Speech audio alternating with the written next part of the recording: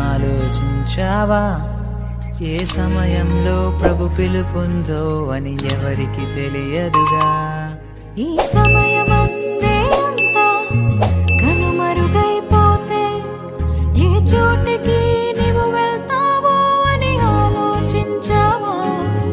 ఈ సమయమందే అంతా విడిచి వెళ్ళవస్తే ఏ చోటికి నీవు వెళ్తావో అని మేలుకో సోదరి. చక్కటి సాక్ష్యాన్ని మనం విన్నాం. తదుపరి దేవుని వాక్య భాగంలోకి మనం ప్రవేశపెట్టబడుతుంటున్నాం. ప్రియులారా, ఉదయం చెప్పినట్లుగా మనము కూడా ప్రభువుకు సాక్షులుగా మనము జీవించాలి. గత జీవితము, ప్రస్తుత జీవితం, రెండు జీవితాలకు తప్పనిసరిగా మనం మధ్యవర్తులము. గత ప్రాచీన జీవితం ఏంటో మనకు సమాజానికి తెలుసు.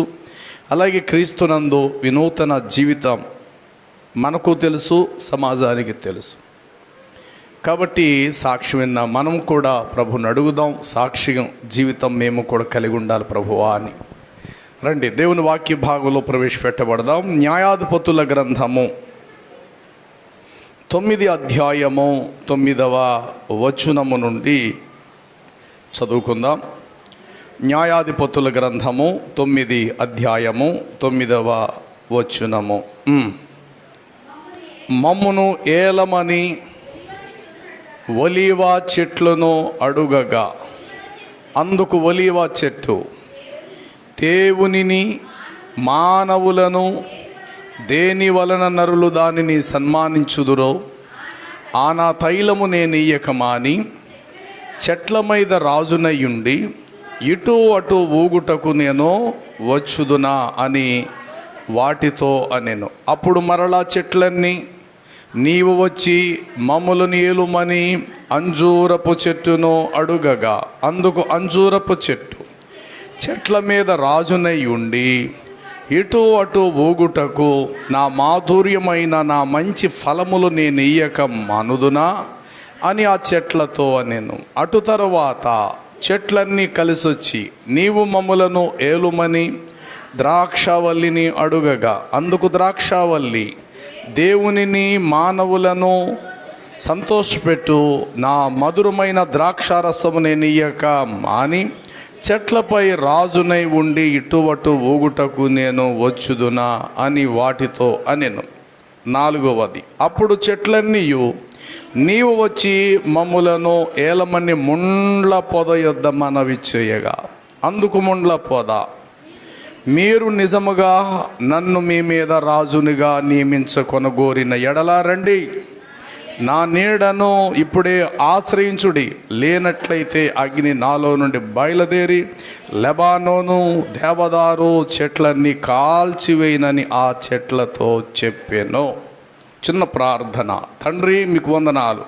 వాక్యమైన మా దేవా, సంఘక్షేమాభివృద్ధి కొరకు, సంఘం విస్తరణ కొరకు, సంఘము క్రీస్తు రాజ్య వ్యాప్తికై కట్టబడుట కొరకు ప్రభువా ఈ మంచి సహవాసం మాకు ఇచ్చినావు. మా భూమి మీద మా యాత్రా జీవిత దినాలు ఎన్నో మాకు తెలవదు. మిగిల్చబడిన కొద్దిపాటి దినాలలో నీ సన్నిధిని మేము సద్వినియోగం చేసుకుంటూ వాక్యపు వెలుగులో మేమేమై ఉన్నామనేది మేము ఎరిగి గుర్తించున్నట్లు తేటగా నీ వాక్యము ద్వారా నాతో మాతో మాట్లాడము. నిదాసుడిని మీ చేతులకు అప్పగించుకుంటూ యేసు ప్రభు పేరిట వేడుకొనుచున్నాం పరలోక తండ్రి. Amen, amen, amen. ప్రియులారా, చదవబడినటువంటి లేఖన భాగము న్యాయాధిపతుల గ్రంథము 9వ అధ్యాయం. చదవబడిన ఈ సందర్భం కొంత లోతుగా మనం వెళదాం. అడవిలో ఉన్న చెట్లన్నీ కలిసి వచ్చి వాటి మీద ఒకరిని రాజుగా నియమించుకోవాలని ఆశ కలిగి చెట్లన్నీ వచ్చి మొదటిగా ఒలీవ చెట్టు దగ్గరికి వచ్చి అడిగాయట, ఒలివ చెట్ట, నీవు మా మీద రాజుగా ఉంటే మేము నీ కింద ఉంటాము, నువ్వేది చెప్తే మేము అది చేస్తాము, మా మీద తప్పనిసరిగా నువ్వు రాజుగా ఉండు ఈ అడవికే చెట్ల మీద అని ఒలీవ చెట్టునంటే, అందుకు ఒలీవ చెట్టు అన్నదట, లేదు దేవుడు ఏ పని నాకు అప్పగించుడు ఆ పని నేను చేయాలి, మీరేదో ఆధిపత్యం అధికారం ఇస్తానని చెప్పేసేసి మీ మీద రాజునై ఉండి ఇటు అటు ఊగుటకు నేను వచ్చుదునా? నరులను దేవుని దేని వలన సన్మానించుదురో తైలం పోసి ఆనా నూనెను లేక ఆనా తైలమును నేను ఇయ్యక మానుదునా అని అనేను. అప్పుడు చెట్లన్నీ వెళ్ళి అంజూరపు చెట్టు దగ్గరికి వెళ్ళి అడిగాయి, ఓ అంజూరపు చెట్ట, ఒలివ చెట్టు అయితే మా మీద రాజుగా ఉండడానికి ఇష్టం లేదట. మరి నువ్వు కూడా చాలా మంచి ఫలాలు ఇస్తావు కదా, నువ్వు చాలా గొప్ప చెట్టు కదా, నువ్వు మా మీద రాజుగా ఉండొచ్చు కదా, మేము నీ చేతి కింద నువ్వు ఏది చెప్తే అది మేము చేస్తామని అంజూరపు చెట్టుని అడిగితే అంజూరపు చెట్టు అన్నదట, లేదు లేదు, నా మాధుర్యమైన ఫలాలు నేను ఇయ్యక మాని దేవుడు ఎందుకొరకు నన్ను నాటాడు, ఎందుకొరకు పెంచాడు అనేది నేను మర్చిపోయి మీ మీద రాజునై ఉండటానికి కొద్ది కాల పదవి కోసం నేను వస్తాను అనుకుంటున్నారని రాలేను అన్నారు. సరే, ఇప్పుడు మరలా చెట్లన్నీ కలిసి వెళ్ళి ద్రాక్ష చెట్టు దగ్గరకు పోయాయి. ద్రాక్ష చెట్టు కూడా ఇంచుమించు అదే సమాధానం చెప్పింది, నరులను సంతోషపెట్టు నా మధురమైన ద్రాక్షారసము నేను ఇయ్యక మాని చెట్ల మీద రాజుగా ఉండటానికి కొద్ది కాల పదవి కోసం దేవుడిచ్చిన పనిని పోగొట్టుకొని దేవుడు ఎందుకోసం నన్ను సృష్టించాడన్న సంగతి నేను పక్కన పెట్టేసేసి ఏదో మీ మీద రాజుగా ఉండటానికి నేను వస్తాను అనుకుంటున్నారా? నేను ఎట్టి పరిస్థితులు రాలేను అన్నారు. సరే, ఇంక ఎలాగే చెట్లు రావట్లేదు, కనీసం ముండ్ల పొద యుద్ధ కన్నా వెళుతుందేమో వస్తుందేమో చూద్దామని చెప్పి ముండ్ల చెట్టు దగ్గరకు పోయాయట ఈ చెట్లన్నీ కలిసి. అప్పుడు ముండ్ల పొద రండి రండి రండి రండి, ఎప్పుడు వస్తారా అని ఎదురు చూస్తున్నాను, రండి నన్ను మీ మీద రాజుగా చేసుకోవాలనుకుంటే సంతోషం, ఇప్పుడే నేను రాజునై మీ మీద అధికారం చెలాయించడానికి నేను సిద్ధంగా ఉన్నాను, కాదంటారా?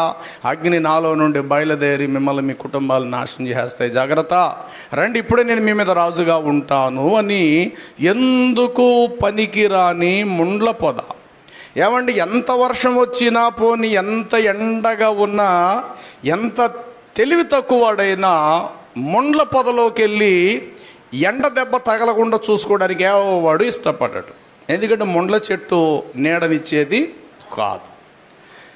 ఒకవేళ ఎండ దెబ్బ కొరకని వెళ్తే కాలుకు గాయం అవ్వచ్చు. ఎన్నో ముండ్లు ఆల్రెడీ ఎండి ఇరిగిపోయి కింద పడిపోయి ఉండొచ్చు. ఒకవేళ తొక్కుకుంటూ వెళితే కనుక కాలు సెప్టిక్ అయిపోద్ది, గాయం అవుతుంది. అది ముండ్ల పొద. ఇక ఒలివ చెట్టు అంటారా, పోనీ అంజూరపు చెట్టు అంటారా, ద్రాక్ష చెట్టు అంటారు, ఈ సమాజానికి ఎంతో ప్రయోజనకరమైనవి. ప్రియులారా, నెంబర్ 1, దేవుడు మొదట ప్రయోజనకరమైన దేవుడు. మన దేవుడు నిష్ప్రయోజనకరమైన వాడు కాడు. కొద్ది రోజులు ఒక మూలం పెడితే కూర్చొని ఆ తర్వాత ఏం పని అయిపోయిందిరా తీసుకెళ్ళి అందులో కలిపేయండిరా అంటే అలాగ కలిసిపోయేవాడు మన దేవుడు కాడుగాక. ఆయన నిత్యము ఉండువాడు. ఈ తరములో నేను ఇలా ఉంటా, రాబోయే తరములో నేను ఇంకొకలాగా చలామణి చేస్తాను అనేటువంటి వాడు అంతకన్నా కాదు.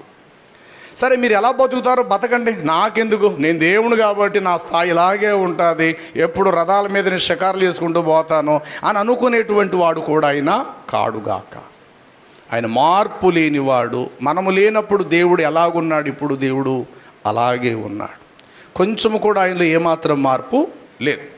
కాబట్టి మొదట దేవుడంతటి ప్రయోజనకరమైన వాడు ఈ ప్రపంచంలో ఎవరూ లేరు. దేవుడే ప్రయోజనకరమైన వాడు. ఆ దేవునిని బట్టి మనము ప్రయోజనకరమైన వారం. ఒక చోట అంటాడు కదా, ఒనేసిమును గురించి అంటాడు ఫిలోమోనుకు రాసిన పత్రికలో, మునుపు అతడు నిష్ప్రయోజనకరమైన వాడు, ఇప్పుడైతే అతడు నీకును నాకును కూడా చాలా ప్రయోజనకరమైన వాడయ్యా. ఒకవేళ తెలియక అతడు ఏమైనా అప్పులు రుణాలు ఏమైనా పొరపాటు చేస్తుంటే నా లెక్కలో జమ చేయి, నేను వచ్చినప్పుడు అతని లెక్కలన్నీ రుణాలన్నీ నేను తీరుస్తానయ్యా అతని పక్షంగా. ఎందుకంటే అతడు నిష్ప్రయోజకుడు కాబట్టి రుణాలు పాలైపోయాడు ఆయన. ఇప్పుడు ప్రయోజకుడు అయ్యాడు ఆయన.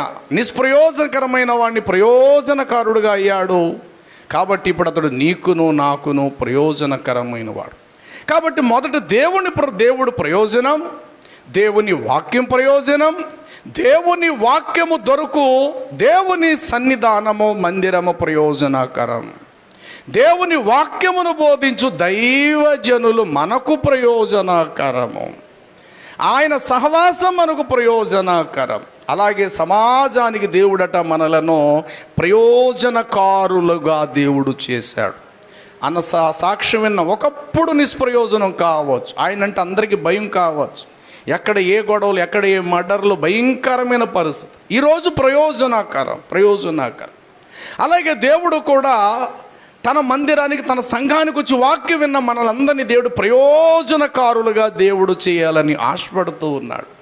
అందులో ఒక్క మాట నేను చెప్పి ముగిస్తా. అది ఒలీవ చెట్టు. ఒలీవ చెట్టు ఎంత ప్రయోజనకరము. ఈ ఒలీవ చెట్టు మొదటి చెట్లన్నీ ఎక్కడికి వెళ్ళేయటండి?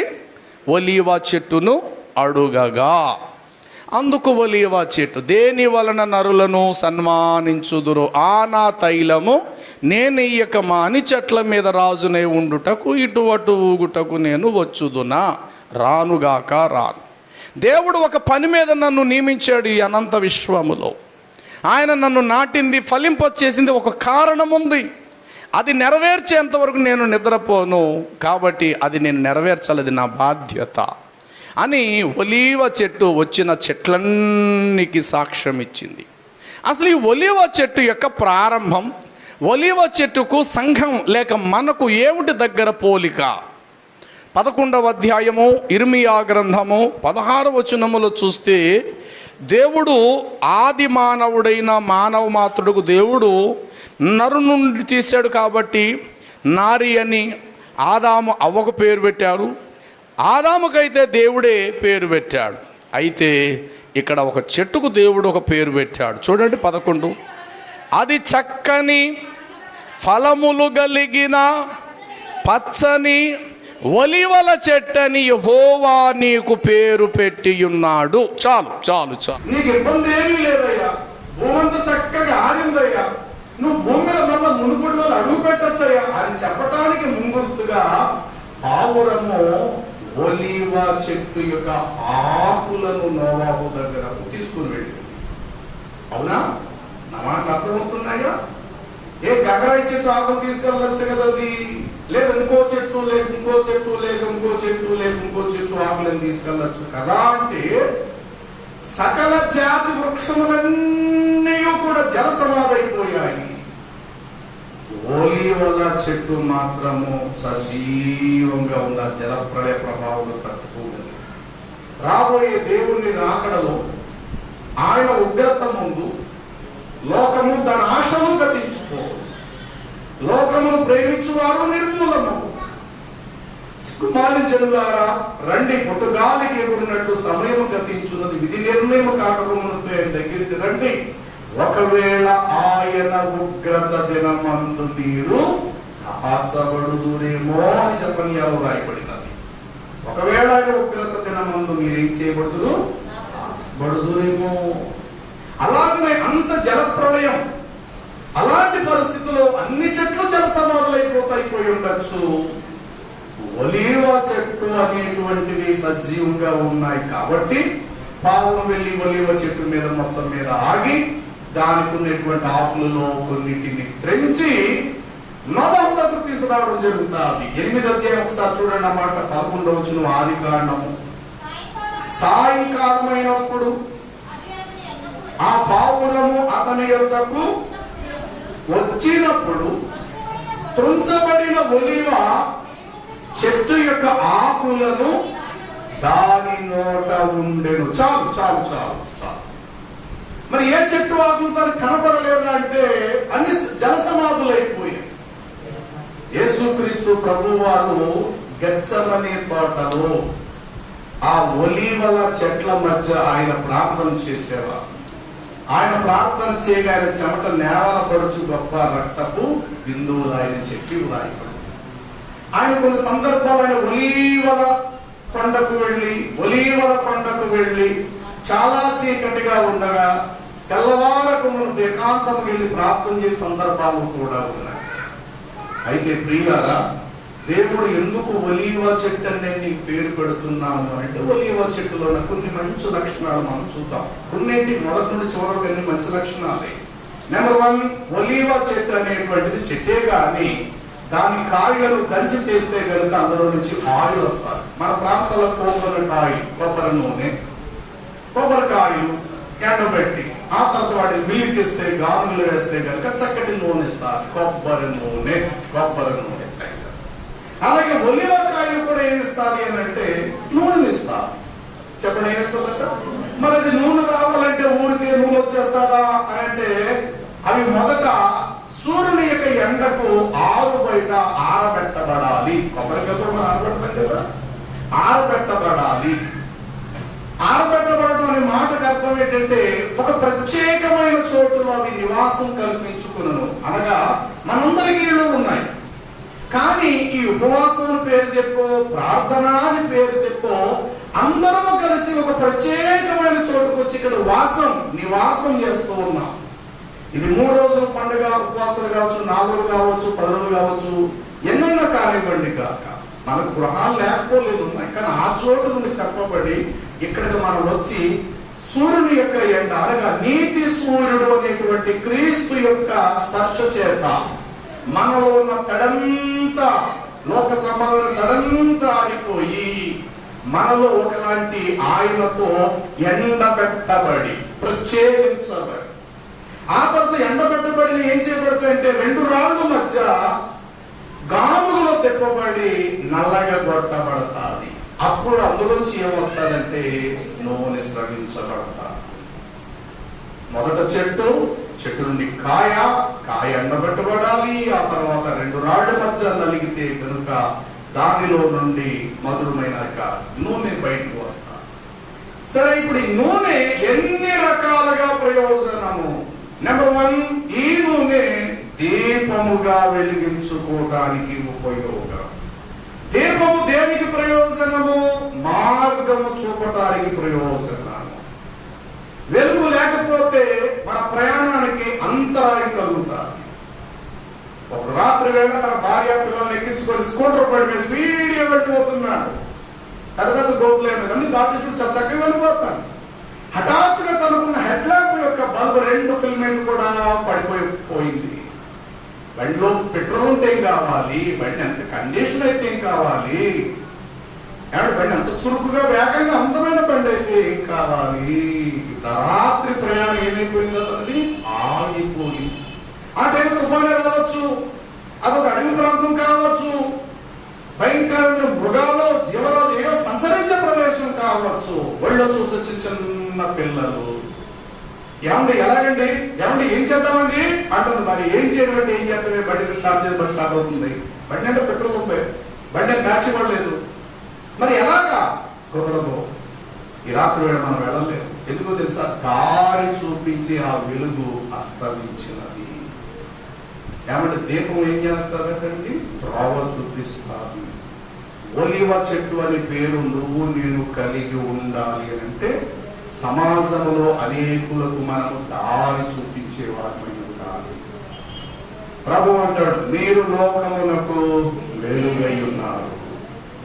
వెలుగు ఫలము మంచిది. మునుపు మీరు చీకటై ఉంటిరి, ఇప్పుడు ప్రభువునందు వెలుగునై ఉన్నారు. వెలుగు ఫలము మంచిది. మనుషులని సత్క్రియలను చూచి పరలోకమందున్న మీ తండ్రిని మహిమపరిచినట్లు అన్యజనులు ఎదుట జీవవాక్యము చేత పట్టి లోకమందు జ్యోతుల వలె కనబడినట్లు అట్టి ప్రజల మధ్య మీరు మీ వెలుగును ప్రకాశింపనీయుండి. ఎంత అద్భుతము! ఒలివ చెట్టు కావచ్చు, ఒలివ చెట్టు కాయ కావచ్చు, ఆ కాయలో ఉండేటువంటి నూనె 10 మందికి దారి చూపించబడాలంటే ముందు అది ఆరబెట్టబడాలి కదా. అనగా ప్రత్యేకమైన జీవితం. లోకంతో కలిసిపోవద్దు. లోకము నుండి మనం వేరు చేయబడాలి. మనలో ఉన్న తడి మొత్తం ఎవాపరేట్ అయిపోవాలి, ఆరిపోవాలి. కేవలం పిండితే నూనె మాత్రమే మనలో నుండి స్రవించబడాలి. ఆ విధంగా ఈ కాయలన్నీ ఏం చేస్తారంటే ఒలివ కాయల్ని పెంచి ఆరు బయట సూర్యుని యొక్క తేజస్సు ముందు ఆ ఎండలో పారేస్తారు. చక్కగా ఎండిపోయిన తర్వాత వాటిని గానుగులో దంచటమో లేకపోతే పిండటం లాంటివి చేస్తారు. మన ప్రాంతాల్లో అయితే కొబ్బరికాయలు మిల్లుకి ఇస్తే చక్కగా మిల్లుడు మనకు నూనె ఇచ్చేస్తారు. పూర్వం అలాగే గానుగులు దంచేవారు.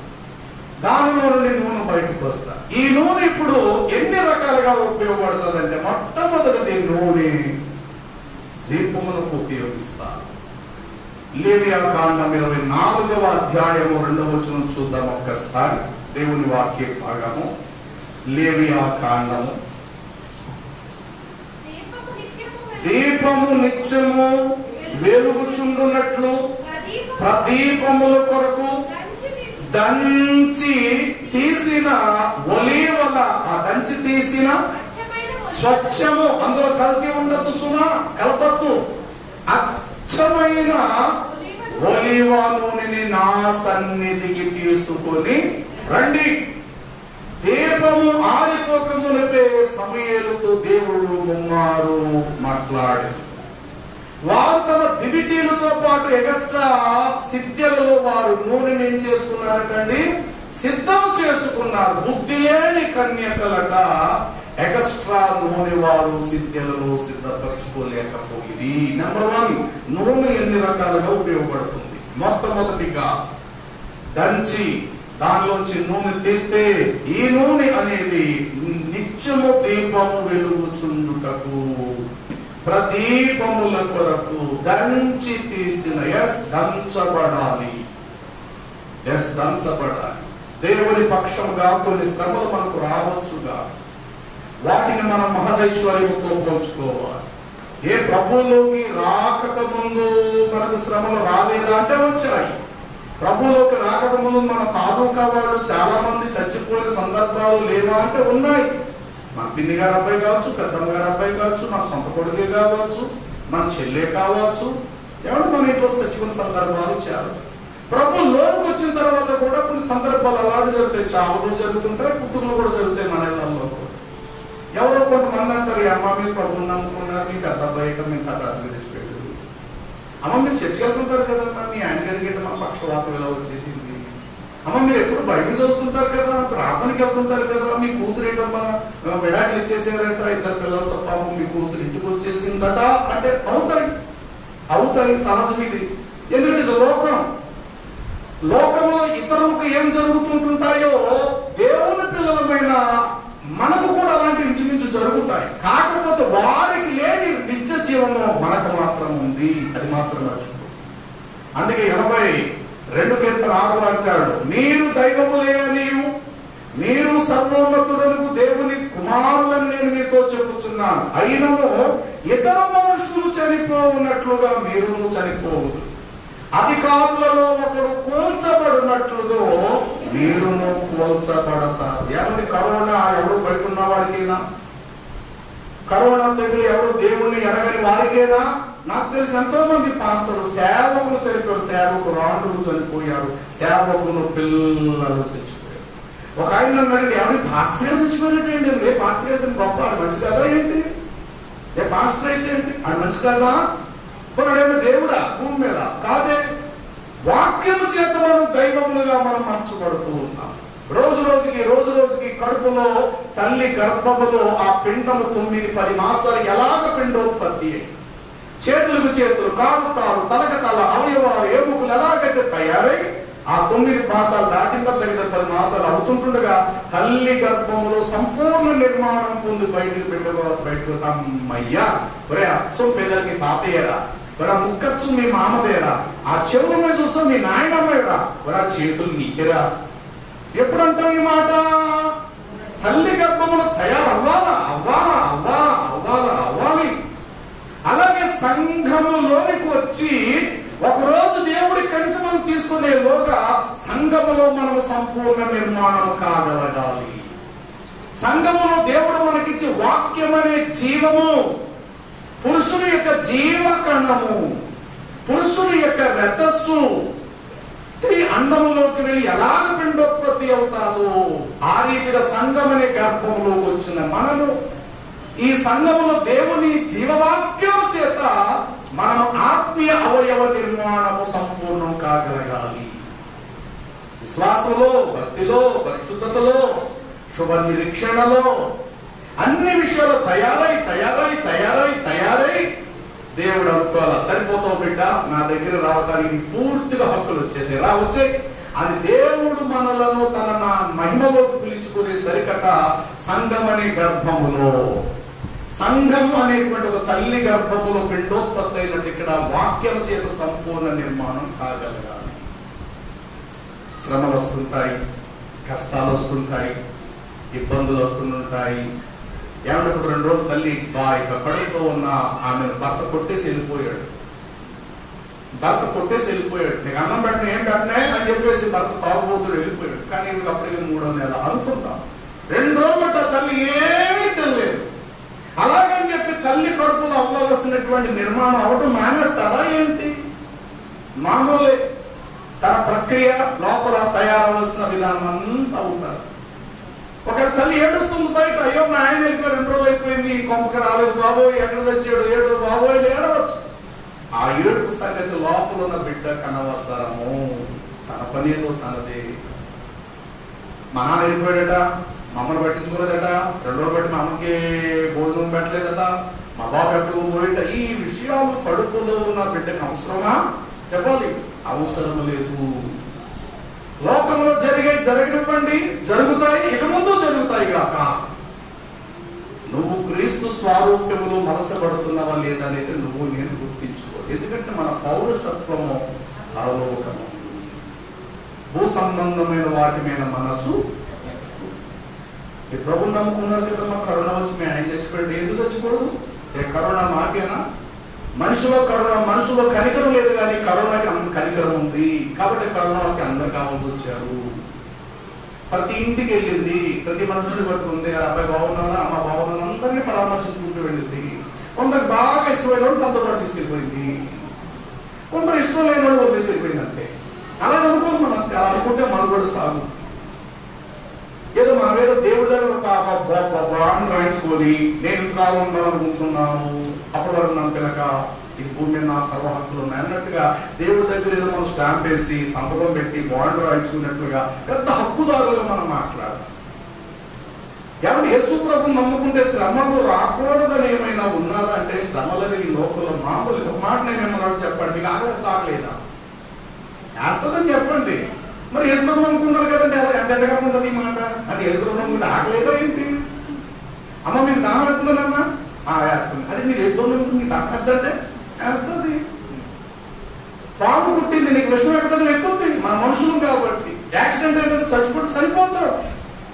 శారీరాలతో ఉన్నాం కాబట్టి ఈ లోకములో భక్తిహీనులకు ఏం జరుగుతాయో నీతిమంతులకు అదే జరుగుతారు. నీతిమంతుల మీదను అనీతిమంతుల మీద సూర్యుడు ఉదయించి చెడ్డవారి మీదను మంచి వారి మీదను తన వర్షం సమానంగానైనా కురిపిస్తుంది. ఇవన్నీ మామూలు మీద వచ్చి తల్లి గర్భములో బిడ్డ 9 లేక 10 మాసాలు సంపూర్ణంగా తయారవున్నట్లు సంఘములో మనం తయారవ్వాలి. ఈలోగా బయట ఎన్నెన్న శ్రమలు రానివ్వండి. మన బాబు మన అమ్మను కొట్టేసి బయటకు వెళ్ళిపోనివ్వండి. 3వ నెల 4వ నెల గర్భంలో మనం ఉన్నాం, కానీ మన తల్లికి భోజనం పెట్టలేదని అనుకోండి. అన్ని వేరే విషయాలు ఏం మనం పట్టించుకోవాలి. కానీ నువ్వు తల్లి గర్భంలో ఎదగవలసిన బాధ్యత నీకు నాకు ఉంది. ఆ 9-10 మాసాల ఒక్క క్షణం ఎక్కువ ఉండం. మనం ఎంత లేదన్నా బయటకు వచ్చేవలసిందే. మనం అలాగే ఈ భూమి ఎంత బాగా బ్రతికిన రోజు ఈ లోకం దాన్ని వెళ్ళిపోవలసిందే. కానీ ఈలోగా మనం చేయవలసిన పని ఏంటంటే, దంచబడే సందర్భం వచ్చినప్పుడు దంచబడాలి, ఆరబెట్టబడిన సమయం వచ్చినప్పుడు ఆరబెట్టబడాలి, ప్రత్యేకించబడిన సమయం వచ్చినప్పుడు మనం ప్రత్యేకించబడాలి. ఇవి జరిగితేనప్పుడు మనలో ఏమొస్తుందో తెలుసా ప్రియులారా? తైలము. చెప్పండి, ఏమొస్తుందంటండి? నూనె. ఈ నూనె ఎన్ని రకాలుగా ఉపయోగపడుతుందంటే, నెంబర్ 1, దీపము వెలిగించుకొనటానికి. ఈ దీపం ఏం చేసి పెడుతుంది అంటే, చీకటి గల మన త్రావుకి ఏమిస్తుందంటండి? వెలుగునిస్తుంది. దీపము మార్గదర్శకత్వం. ఒకసారి ఆలోచిద్దాం. మనం ఎంతమందికి దారి చూపిన వారిగా ఉన్నాం? ఎంతమంది దేవుని సమాజంలోకి మనం తెచ్చిన వారిగా మనం ఉన్నాం? ఎవరికి మనం వెలుగుగా ఉన్నాం? బాబు అది కాదురా దారి, ఇది దారి, ఇలా నడిస్తే నీ జీవితం నిత్య జీవం అని మనం చెప్పటానికి ఎవరికి మనము మార్గదర్శకులుగా మనం ఉన్నాం? ఒక్కసారి ఆలోచిద్దాం. దేవుడైతే అంటాడు, నీకు ఒలీవల చెట్టుని నేను నీకు పేరు పెట్టున్నాను. పుట్టిన తర్వాత మీ అమ్మా బాబులు ఎన్నన్నా మీ పేరు పెట్టుకొని నాకు అనవసరం అంటాడు దేవుడు. మీ తల్లిదండ్రులు ముద్దుగా నీకు ఎన్ని పేర్లైనా నీకు పెట్టుకోవచ్చు.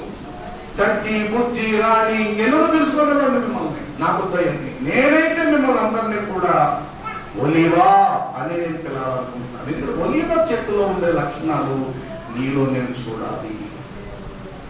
అది వెలుగునిస్తుంది. ఇంకేమిస్తుంది తెలుసా? అదే లేవియా కాండం 6వ అధ్యాయం చూడండి. లేవియా కాండం 6వ అధ్యాయాన్ని మనం చదివితే 20 వచనములో ఉంటుంది. ఉదయమును సాయంకాలము నిత్య నైవేద్యముగా ఉండున్నట్లు తూమెడు పిండిలో 10వ వంతు తీసి పెనము మీద దానిని దేనితో కిరసనాలు పోసి పెట్రోల్ పోసి కాదు, చెప్పాలి. ఏ నూనె అయి ఉండొచ్చది? ఒలివ నూనె. ఏంటి? దేవుని ఆలయంలో దీపం వెలిగించడానికి ఒలివ నూనె కావాలట. తర్వాత నైవేద్యముగా రొట్టెను తయారు చేసి దేవుని సన్నిధానములో అర్పించవలసిన ఆ అర్పణముకు దేనిని జోడించాలట? రొట్టెని క్రీస్తు అయితే, రొట్టెని ప్రభువు అయితే ఆ రొట్టెకు ఎడాకడా కూడా తైలముగా నూనె ఉండాలి. ఏమన్నా రొట్టెను మనం ఒకవైపు కలుస్తామా, 2 వైపులు కలుస్తామా? నూనె ఒకవైపు వేస్తామా, 2 వైపులు వేస్తామా? చెప్పాలి. అంటే క్రీస్తు ఒక రోజు వచ్చి నా యొద్ద ఉన్నట్టు నేను మిమ్మల్ని తీసుకొని వెళ్తాను అని అన్నప్పుడు రొట్టెకు అంటుకున్న నూనె రొట్టెతో పాటు ప్రయాణం చేస్తాదా? ఎత్తపడేటప్పుడు నూనె వేరైపోతాం మన రొట్టె నుండి. నా మాట అర్థం కాలేదండి, బాగా లోతుగా అర్థం చేసుకోండి. ఇప్పుడు ఇది రొట్టె అనుకోండి, ఈ రొట్టెకు నూనె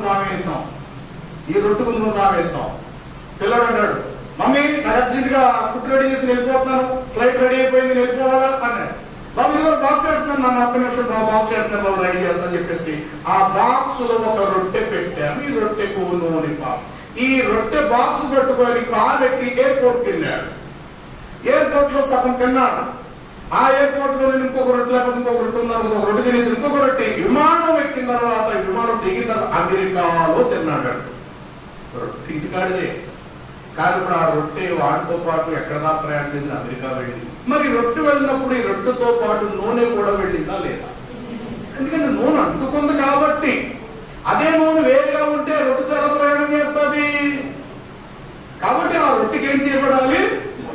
ఇప్పుడు ఈ రొట్టె తయారు చేసి ఎక్కడ తీసుకురావాలంటాడు? దాని పై వచనం చదవండి, ఇంకా బాగుంటుంది ఆ మాట. లేవియాకాండం 19 గంట చదవండి. మరియు యెహోవా మోషేకి ఇలా సెలవిచ్చెను, అహరోనును అభిషేకం చేసిన దినమున అతడు అతని ఇంటి వారును అర్పించవలసిన అర్పణము ఏదనగా ఉదయము సగము, సాయంకాలం మరలా సగము నిత్యమైన నైవేద్యముగా తూమెడు గోధుమ పిండిలో 10వ వంతు తీసి పెనము మీద నూనెతో దానిని కాల్చవలెను. దానిని కాల్చిన తర్వాత దానిని ఎక్కడికి తేవాలను? నేనున్న చోటు తీసుకురావాలి. నేను ఎక్కడున్నాను? యెహోవా తన పరిశుద్ధాలయములో ఉన్నాడు. అతి పరిశుద్ధ స్థలంలో తీసుకుని, అలాగే నిత్య జీవంలో దాన్ని తీసుకోలేదు. ఆ రొట్టెతో పాటు నూనె కూడా ఏం చేయబడాలి? ప్రయాణము చేయాలి. ఎంత అద్భుతం ప్రియులారా, దేవుని వాక్యం ఎంత జీవం కలది. ఆ నూనె ఇప్పుడు దేని కంటుకున్నదంటే రొట్టె కంటుకున్నది. రొట్టె ఇప్పుడు ఎక్కడో తయారు చేయబడింది. ఎక్కడి నుండి ఎక్కడికి వెళ్తున్నప్పుడు ఈ రొట్టె ప్రయాణం చేసుకుంటే అతి పరిశుద్ధ స్థలంలోకి పెడుతుంది. ఈ రొట్టె ప్రయాణం చేస్తుంది. ఈ రొట్టెతో పాటు ఇప్పుడు ఎవరు ప్రయాణం చేస్తున్నారు? రొట్టె గోధుమలు అనుకుందాం, గోధుమ రొట్టె అనుకుందాం మాట వరుసకి. మరి ఆ రొట్టెకు ఎడాపెడ అంటుకున్నది ఎవరు? నూనె. అంటే రొట్టె పరిశుద్ధ స్థలంకి వెళ్ళింది. చెప్పాలి, రొట్టెతో పాటు అంటుకున్న నూనె కూడా లోపల అతి పరిశుద్ధ స్థలంలో వెళ్ళింది. చూసారు ఎంత చక్కగా దేవుడు నిత్య జీవానికి సంబంధించిన ప్రతి నమూనా సంఘానికి దేవుడు తేటగా తెలియపరుస్తూ ఉన్నాడు. మొట్టమొదటిగా దీపంగా వెలుగుతుంది, చెప్పాలి, వెలిగిస్తుంది. వెళ్ళవలసిన చోటికి అది దారి చూపిస్తుంది దీపము. ఓకే. 2, అదే నూనె ఆహారానికి రుచినివ్వడానికి, ఆహారం పాడవకుండా ఉండడానికి. ఏమంటే చేప ఖరీదని చేప తెచ్చుకో, పల్సర్ తెచ్చి ఒక 50,000 పెట్టేసి కూర ఉండేసే నూనె వేయకుండా ఎలా ఉంటుంది అనుకుందాం? ఎలా ఉంటుంది? ఎవరు తింటారండి దాన్ని? ఒక్కొక్క అమ్మ ఉన్నారంటే ఇంకా వేస్తానే ఉంటుంది నూనె. ఎందుకన్నా అంటే బాబా మీ శ్వాసం పోవాలి కదా బాబా, పోయి బాబా ఏం పర్లేదు, ఏం కాదు, ఎప్పుడన్నా వేసుకుంటాం దగ్గర మనకి ఇచ్చింది నూనె బాబు. ఇప్పుడంటే అందరూ కూడా ఈ డయాబెటిక్ పేషెంట్స్ ఎక్కువైపోయి నూనె బాబు అని ఇదివరకు హోటల్కి వెళ్తారు, బాబు 2 డజన్లు నూనె ఎక్కువ కాల్చాలి ఎవరు. అప్పుడు ఎక్కడికి వెళ్ళదే మాట. హోటల్లో ఏమైనా 2 మసాలా దోశ కానీ పెసరట్లు కానీ అడిగితే బాబాయ్ రెండో రోస్ట్గా నూనె వేసుకొచ్చే అనేవారండి. ఈ రోజు తల్లి ఈరోజు ఇలా బాబు నూనెక, ఇంట్లో కూడా అదే మాట, నూనెక. ఎందుకంటే మన అనారోగ్య పరిస్థితులు బట్టి మనం అలా వచ్చేస్తాం. కానీ ఇక్కడ ఏమన్నా ఆ రొట్టెకు నూనె జనం మీద కాల్చేటప్పుడు ఎలా పెడదానికి నూనె రాసి కాల్చబడిన నైవేద్యము నా యొద్దకు తీసుకొని రండి. అబ్బబ్బబ్బబ్బా, అంటే ఇప్పుడు మనం ఆయన దగ్గరికి వెళ్ళాలంటే రొట్టెను అంటించుకుంటేనే, రొట్టెతో కలిసి ఏకీభవిస్తేనే, రొట్టెతో కలిసి ప్రయాణం చేస్తేనే ఆ జీవాధిపతి అయిన తండ్రి యొద్దకు మనం చేరుకోగలుగుతాము. కాబట్టి ప్రియులారా, నూనె 2 రకాల ఉపయోగం మనం చూస్తూ ఉన్నాం. నువ్వు క్రీస్తును అంట పెట్టుకుని ఉన్నావా? సంఘముతో అంటు పెట్టుకుని ఉన్నావా? వాక్యమును అంటు పెట్టుకుని ఉన్నావా? క్రీస్తుతో కలిసి ప్రయాణం చేసే అనుభవం మనకుందా? క్రీస్తుతో పాటు చెయ్య కలిపినట్లుగా ఆయనతో కలిసి ముందడుగేసేటువంటి అనుభవం మన జీవితంలో ఉందా? ఒక ఆదివారం మాత్రమే రొట్టెకు నూనె అంటుకున్నట్టు, మిగతా టైంలో రొట్టె వేరు నూనె వేరు, నూనె వేరు రొట్టె వేరు అన్నట్టు ఉండదు. ఆ రొట్టెను ఇలా పిండితే ఇప్పుడు అందులో చేయరావాలంటే నూనె స్రవించబడి అంత దిట్టముగా 2 వైపులు నూనె రాసి కాల్చబడిన నైవేద్యము నా యొద్దకు తీసుకొని రండి. అంటే ఒలీవ నూనెగా మారితేనే తప్ప తండ్రి యొద్దకు వెళ్ళే అర్హత మనకు లేదు. ఆ నూనె ఒకటి ఆహారానికి ఉపయోగపడుతుంది, 2 ఇతరులకు చెప్పాలి త్రోవ చూపించడానికి ఉపయోగపడుతుంది. అంతేనా? ఇంకేమైనా ఉన్నదా అని అంటే గాయపడిన వారికి కట్టు కడతాది నూనె. యెషయా గ్రంథం 1వ అధ్యాయం 6వ వచనం చూస్తే ప్రతి మనుషుడు నడినెత్తి మొదలుకొని అరిపాదాల వరకు పచ్చపుండుతో ఉన్నాడు. అవి కట్టబడలేదు, పిండబడను లేదు. తైలముతో మెత్తన చేయలేదు. అంటే తైలం ఏం చేస్తుంది? గట్టిగా ఉన్న పుండునట చెప్పాలి మెత్తన చేసి పెడతాది. కఠిన హృదయము, కఠినమైన జీవితము, కఠోరంగా ఉన్న దాన్ని తైలం వెళ్ళి ఏం చేస్తుంటే అంత కాదు బాబు అన్నట్టుగా మెత్తన చేసి పెడతారు. తైలములో ఎంత ప్రయోజనం ఉందండి. మళ్ళీ నూనె ఏ నూనె అనుకుంటున్నారు మీరు? ఇక్కడ ఉన్న పప్పు నూనె, ఆ నూనె, ఈ నూనె కాదు కాక ఏ దేశంలో దేవుడు తన ప్రవక్తలతో ఆ మాట పలికించాడు, ఆ ప్రవక్తలు పుట్టిన ఆ దేశంలో ఉన్న ఆ నూనె గురించే దేవుడు మాట్లాడతాడు. అదే ఒలీవ. మన వాడుకునే కొబ్బరి నూనె కంటే కూడా ఈరోజు ఒలీవ నూనె రేటు చాలా ఖరీదు కదా. అది అసలు అందులో ఏ విధమైనటువంటి సైడ్ ఎఫెక్ట్స్ లేవు. ఒలీవ నూనె చాలా శ్రేష్టం.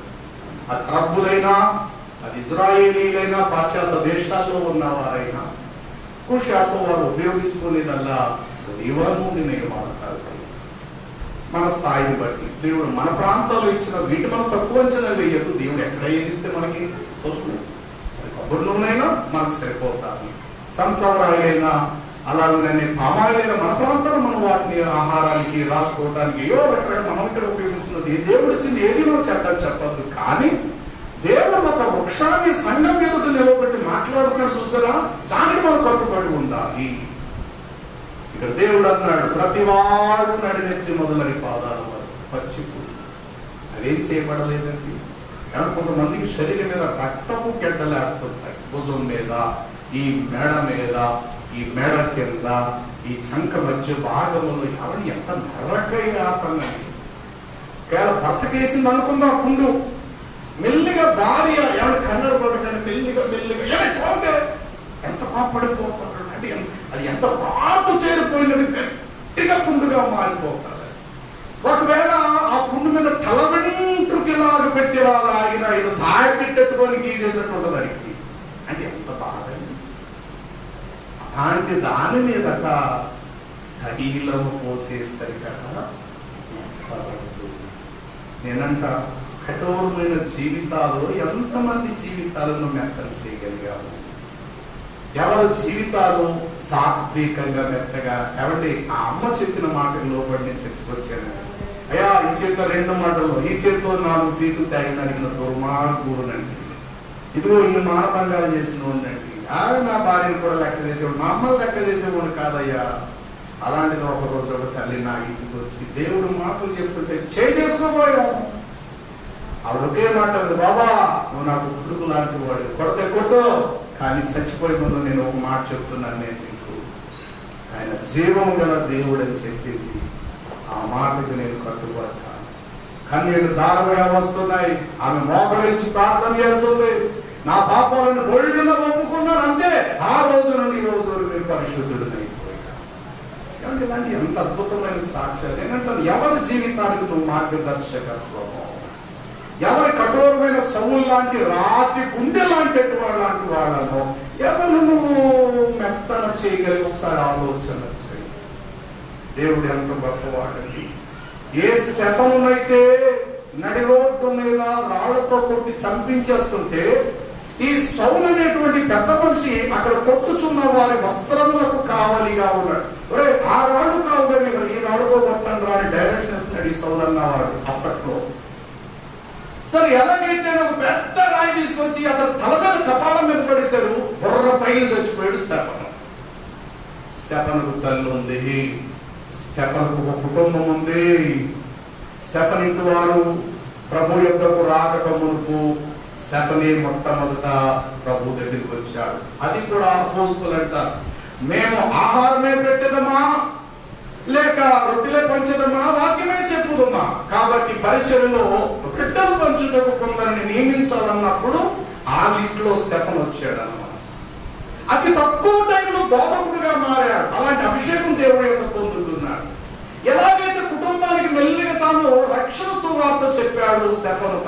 ఒకరు అనుకుందాం, మన భాషలో ఒకరు భార్య ఉంది అనుకుందాం, పిల్లలు ఉన్నారు అనుకుందాం, చెల్లెలు ఉన్నారు అనుకుందాం, తల్లి ఉన్నది అనుకుందాం, తండ్రి ఉన్నాడు అని అనుకుందాం. అందరికి చెప్తున్నాడు ప్రభు నిజమైన దేవుడు. నిన్నటి వరకు పల్లెటూరు వారు నజరేయుడని మనం అనుకున్నాం, కానీ ఆయన జీవాధిపతమ్మా అన్నట్టు వరకు బాబు యూదులు అసలు కోప్పడుతున్నారా, మీరు బయటికి వెళ్ళేది యేసు ప్రభు అని చెప్తున్నారు, మరియమ్మ కుమారుడు గొప్పవాడు అని చెప్తున్నారు, ఎక్కడ పడతారు గొడవలు వస్తున్నాయి, జాగ్రత్త కొడుకా అని ఎన్నోసార్లు స్టెఫన్ ఇంటి వారు స్టెఫన్కు చెప్పే ఉండదు. కానీ ఒక రోజు రానే వచ్చింది, అమ్మా మీ అబ్బాయిని కొట్టేస్తున్నారు అక్కడ అన్నారు. అంతే. ఇంట్లో అందరూ పరిగెట్టుకుంటూ వెళ్ళారు. ఆ స్టెఫన్ రాళ్ళతో కొట్టేసుకున్నాను నడి రోడ్డు మీదకి. బహుశా తల్లి వెళ్ళి కాళ్ళ మీద పడి ఉంటారు, సౌలు కాళ్ళ మీద, బాబుని దండం పెడతారు, మా అబ్బాయిని ఈ ఊళ్ళో మేము ఉంచాం, ఈ ఊరు ఖాళీ చేసినప్పుడు ఓడిపోతాం బాబు బాబు మా అబ్బాయి కొట్టినప్పుడు బాబు నీకు దండం పెడతాని చెప్పేసి స్టెఫను తల్లి సౌలు కాళ్ళ మీద పడి ఉండొచ్చు, గెలికేశారు. ఈ తర్వాత తండ్రి ఉండొచ్చు, బాబా బాబు నీకు దండం పెడతాను, నా కొడుకుని వదిలేడు బాబు అని తండ్రిని పక్కకు లాగేసి. ఒక చెల్లులే ఉండొచ్చు, చెల్లులు కూడా వెళ్ళి అన్నయ్య మా ఇంటికి పెద్దన్నయ్య అంటాడు నీకు దండం పెడుతున్నాను, మా అన్నలు వదిలేదని అని చెల్లుళ్ళే ఉండొచ్చు. ఆఖరి స్టెఫన్ భార్య కూడా వెళ్ళిందేమో, అయ్యా నీకు దండం పెడతాను, నా భర్తను వదిలేండి, ఈ ఊరు కాళ్ళు చేసి వెళ్ళిపోతాం. ఆఖరి పిల్లలు వెళ్ళలేమో, అంకుల్ మా డాడీని వదిలేండి నీకు దండం పెడతాను. వన్ విడిచిపెట్టలేదండి ఈయన, మొత్తం మీద కొట్టి చంపేసాడు. ఆ తర్వాత దమస్కాలో పట్టబడ్డాడు. ఈ సౌలు పౌలుగా మారాడు. 3 సంవత్సరాలు వేరుగా అరేబియా ప్రాంతానికి వెళ్ళిపోయాడు. ఆ తర్వాత అంటే మొదట అంగీకరించలేనందున దూరం అయ్యాడు. ఆ తర్వాత మరలా వచ్చి పేతురును అంటే కేఫాను, ఆ తర్వాత యేసు సహోదరులను యాకోబును వీళ్ళను పరిచయం చేసుకున్నాడు. యెరూషలేములోకి వచ్చి క్రీస్తు కొరకు చెప్తుంటే వాళ్ళు అన్నారట, మునుపు ఈ మార్గములో నడిచిన వారిని హింసించిన వాడు వచ్చుచున్నాడు, అడుగో అతని మాట ఎప్పుడు వినకండి అని చెప్పేసి పౌలు బోధ ఎవ్వడు వెళ్ళలేదండి. ఆ రోజుల్లో దిగులుగా నిరాశతో వెళ్ళిపోతున్నాడు సోదరగా. స్టెఫను ఇంటి వారు మాత్రమే పౌలును తన ఇంట్లో ఉంచారని స్తోత్రం చెప్తాం. అదే పౌలు అంటాడు, 1 కొరింథీ పత్రిక 1వ అధ్యాయం 16వ వచనంలో చూస్తుంటాడు, స్టెఫను ఇంటి వారికి మాత్రము తప్ప మరి ఎవరికి నేను బాప్తిసం ఇచ్చి ఉండలేదు అనే మాట కనబడతారు. చూడండి ఒక్కసారి,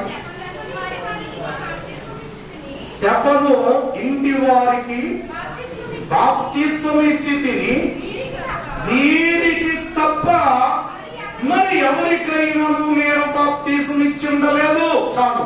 ఎవరండి మాట చెప్తుందంటే పౌలే. ఏ యెరూషలేములో నీ ప్రజల్లో ఎలా బాప్తీసాలు ఇవ్వడానికి నువ్వు ఉన్నావు, కానీ నేను ఎవ్వడు ఇష్టపడాల, నేను ఎవ్వడు అంగీకరించలేదు ఆ రోజుల్లో. ఎందుకంటే కళ్ళ ముందు చాలా మంది నువ్వు చంపిన దుర్మార్గుడివి, ఎవరు నిన్ను అంగీకరించలేదు, ఎవరు పంపులోకి నిన్ను రానివ్వరా. మరి నిన్ను ఎవరు స్వాగతించారండి? స్టెఫను ఇంటి వారు. ఒకప్పుడు ఎవరి స్టెఫన్ ఇంటి వారు? నీ కాళ్ళ దగ్గరికి వచ్చి దండం పెట్టారు. అయ్యా నీకు దండం పెడతా, నా కొడుకుని చంపకండి, అయ్యా నా కొడుకు మీద రాళ్ళకి బాబు ఈ ఊరు కాలు చేసి వెళ్ళిపోతామని ఒప్పుకోలేదు ఆ రోజు.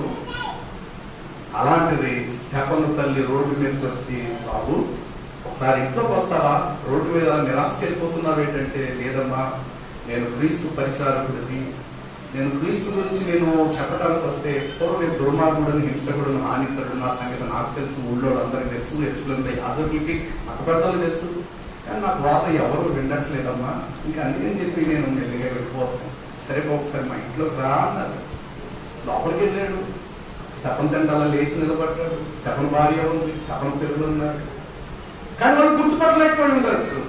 తల్లి అంటున్నది, బాబు నేను నీకు గుర్తున్నానా, మిమ్మల్ని ఎప్పుడు నేను చూసినట్టుగా లేదు, పోనీ ఆయన్ని గుర్తున్నాడా బాబు, ఎక్కడ చూడలేదమ్మా, నాకేం కనపడలేదు.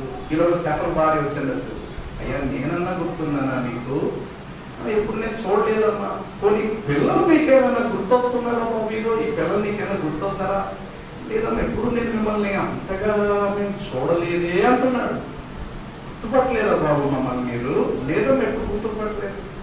ఒకానా రోజు ఒకానా సమయం ముందు ఫలానా సెంటర్లో రాళ్ళతో కుంభవర్షం వచ్చినట్లు కొడుతుంటే, ఇదే నేను నీ కాళ్ళు పట్టుకున్న నా కొడుకును బతికించు బాబు అన్నాను. మర్చిపోయావా బాబు, ఆ స్టెఫను యొక్క తల్లిని నేనయ్యా, ఆ స్టెఫను తండ్రిని నేనయ్యా, ఆ స్టెఫను మూడు మారిపోయినా ఎదవరాలుగా మారిపోయిన అతను భార్యను నేనే అన్నయ్యా.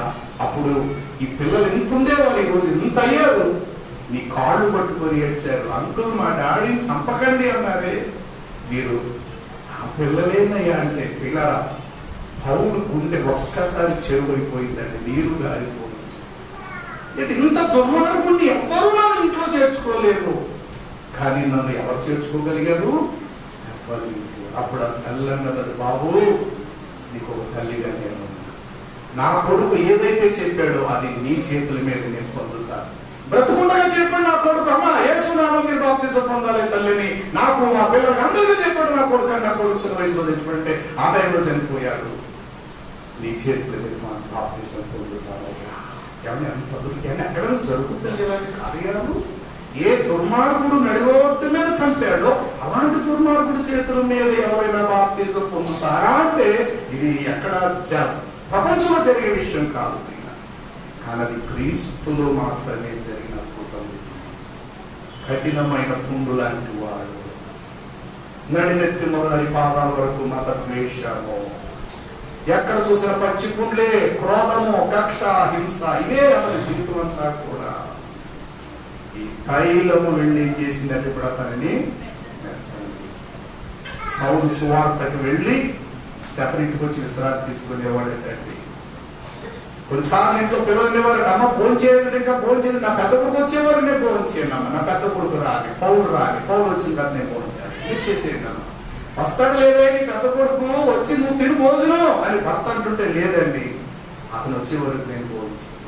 ఈలో ఏదో అర్ధరాత్రి వేళ వచ్చాడు సువార్త చేసి, ఇంటి వాళ్ళందరూ దీపం వెలిగించుకొని లేచి, అమ్మయ్యా ఎక్కడెక్కడ సువార్త చేసేవాళ్ళ, లేదమ్మా పలానా చోటుకి వెళ్ళాను, ఇదిగో కొంతమంది వాళ్ళతో కొట్టారు, ఎవరిని చూడాలి వెనకలన్నీ పట్టాలైపోయి, అయ్యో అనే ఎంత భయంకరంగా కొట్టేశారు రాళ్ళంటే, అమ్మా స్టెఫనును కొట్టిన రాళ్ళ కంటే రాళ్ళు పెద్ద గొప్పవి.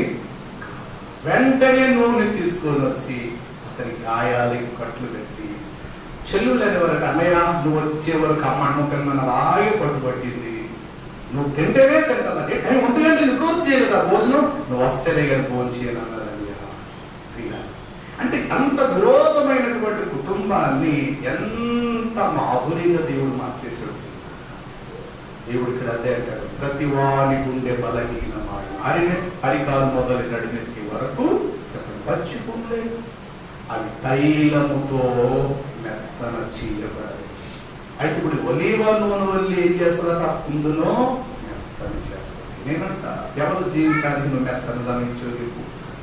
ఎండిపోయిన భూమి మీద వర్షం పడినప్పుడు వర్షపుకి భూమి మెత్తబడతారు, నీటిని లోపలకు ఆస్వాదించుకోగలుగుతారు.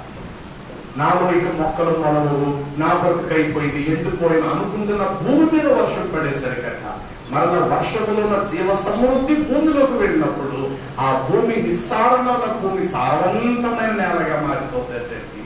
నువ్వు ఏ విత్తనము విత్తుగాక దానిలో నుండి పచ్చని పైడలా బయటకు వస్తారు. ఎండిన భూమి మీద వర్షం పడితే ఆ నేల మెత్తగా మారిపోతుంది. అలాగనే గట్టిగా ఉన్నటువంటి కుండి మీద చెప్పాలి ఒలివ నూనె వెళ్ళి దాని మీద అలాగ పారేసరికట అది ఏమైపోతుందండి?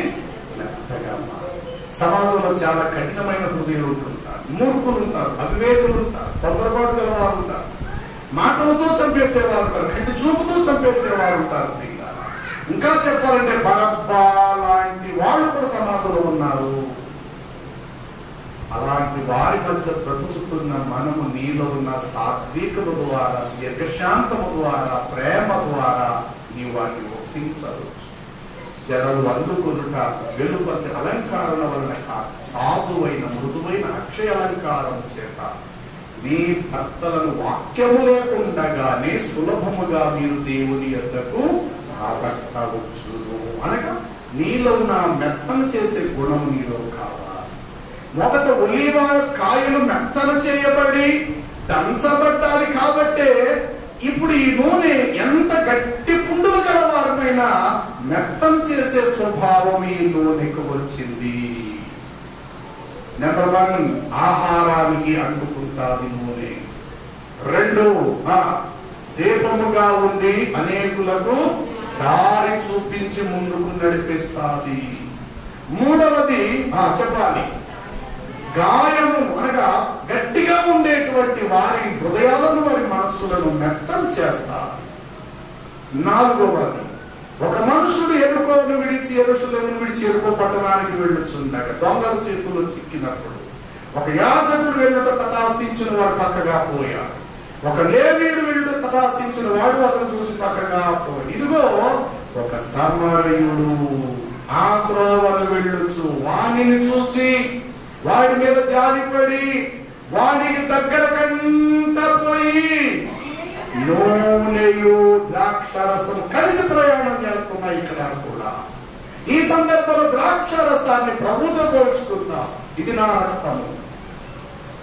ఆ సమరయుడి దగ్గర 2 దాచుకున్నాడు. కానీ ప్రయాణం చేసినప్పుడు తీసుకెళ్తారా? ఎస్, తీసుకెళ్తారు. యాకోబు ఇంటి నుండి బయలుదేరినప్పుడు 16 ఒరే నీ అన్నీ చంపేస్తారా, నువ్వు అర్జెంట్కి 3 కాళ్ళు చేసి మీ మేనమామ దగ్గరికి వెళ్ళిపోగా లాభం దగ్గరికి అని అన్నప్పుడు యాకోబు వెళ్ళిపోయాడు. ఒంటె కర్రతో యోర్దాను నదిని దాటిని అన్నాడు.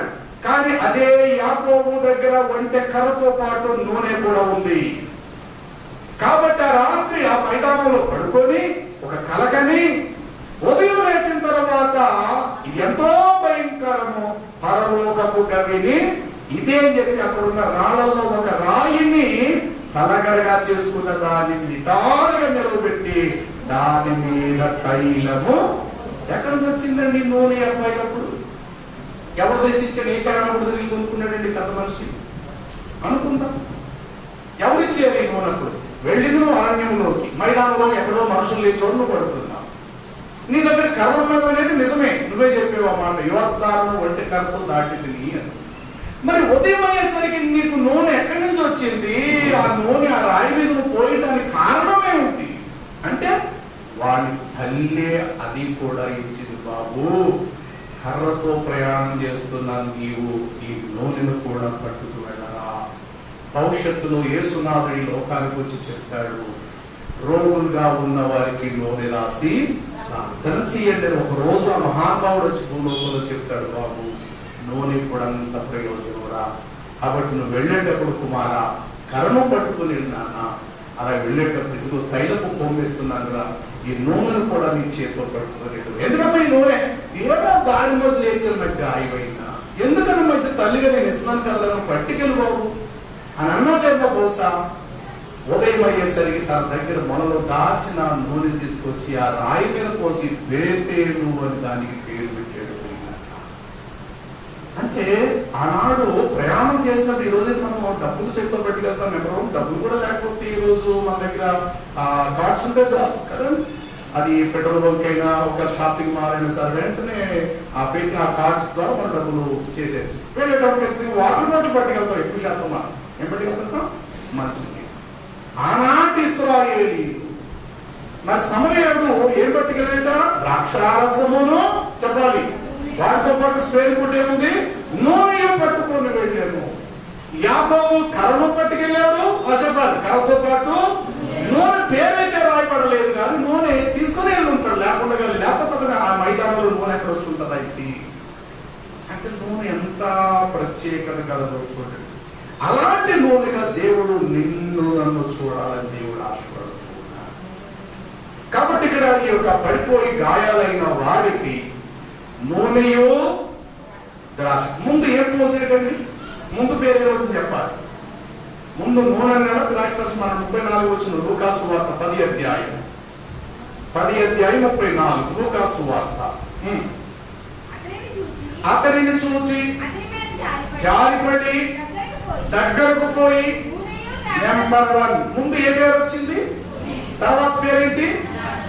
సమాజానికి ముందు కనబడుతుంది క్రీస్తు కాదు, సమాజానికి కనబడుతుంది ముందు మనమే. మనం చూసే ప్రభు దగ్గరికి రావాలి. చెప్పాలి, ఎవరిని చూసి? మనలను చూసిన సమాజానికి అంత మాదిరికరంగా మనం ఉండాలి. మనం చూస్తే ప్రభు చూసినట్టు కనబడాలి. ప్రభు అంటాడు, మిమ్మల్ని బట్టియే నా నామము అన్యజనుల మధ్య దూషించబడింది. అలాగే మనుషుల్ని సత్క్రియలను చూచి నన్ను చూసేది కాదు ఇక్కడ అర్థం. అంటే సమాజానికి ముందు దైవ బిడ్డలుగా క్రీస్తును కలిగిన వారిగా క్రీస్తును కాదు మనం పరిచయం చేయవలసింది. సమాజం తనకున్న నేత్రాలతో నిత్యము చూసేది మనమే.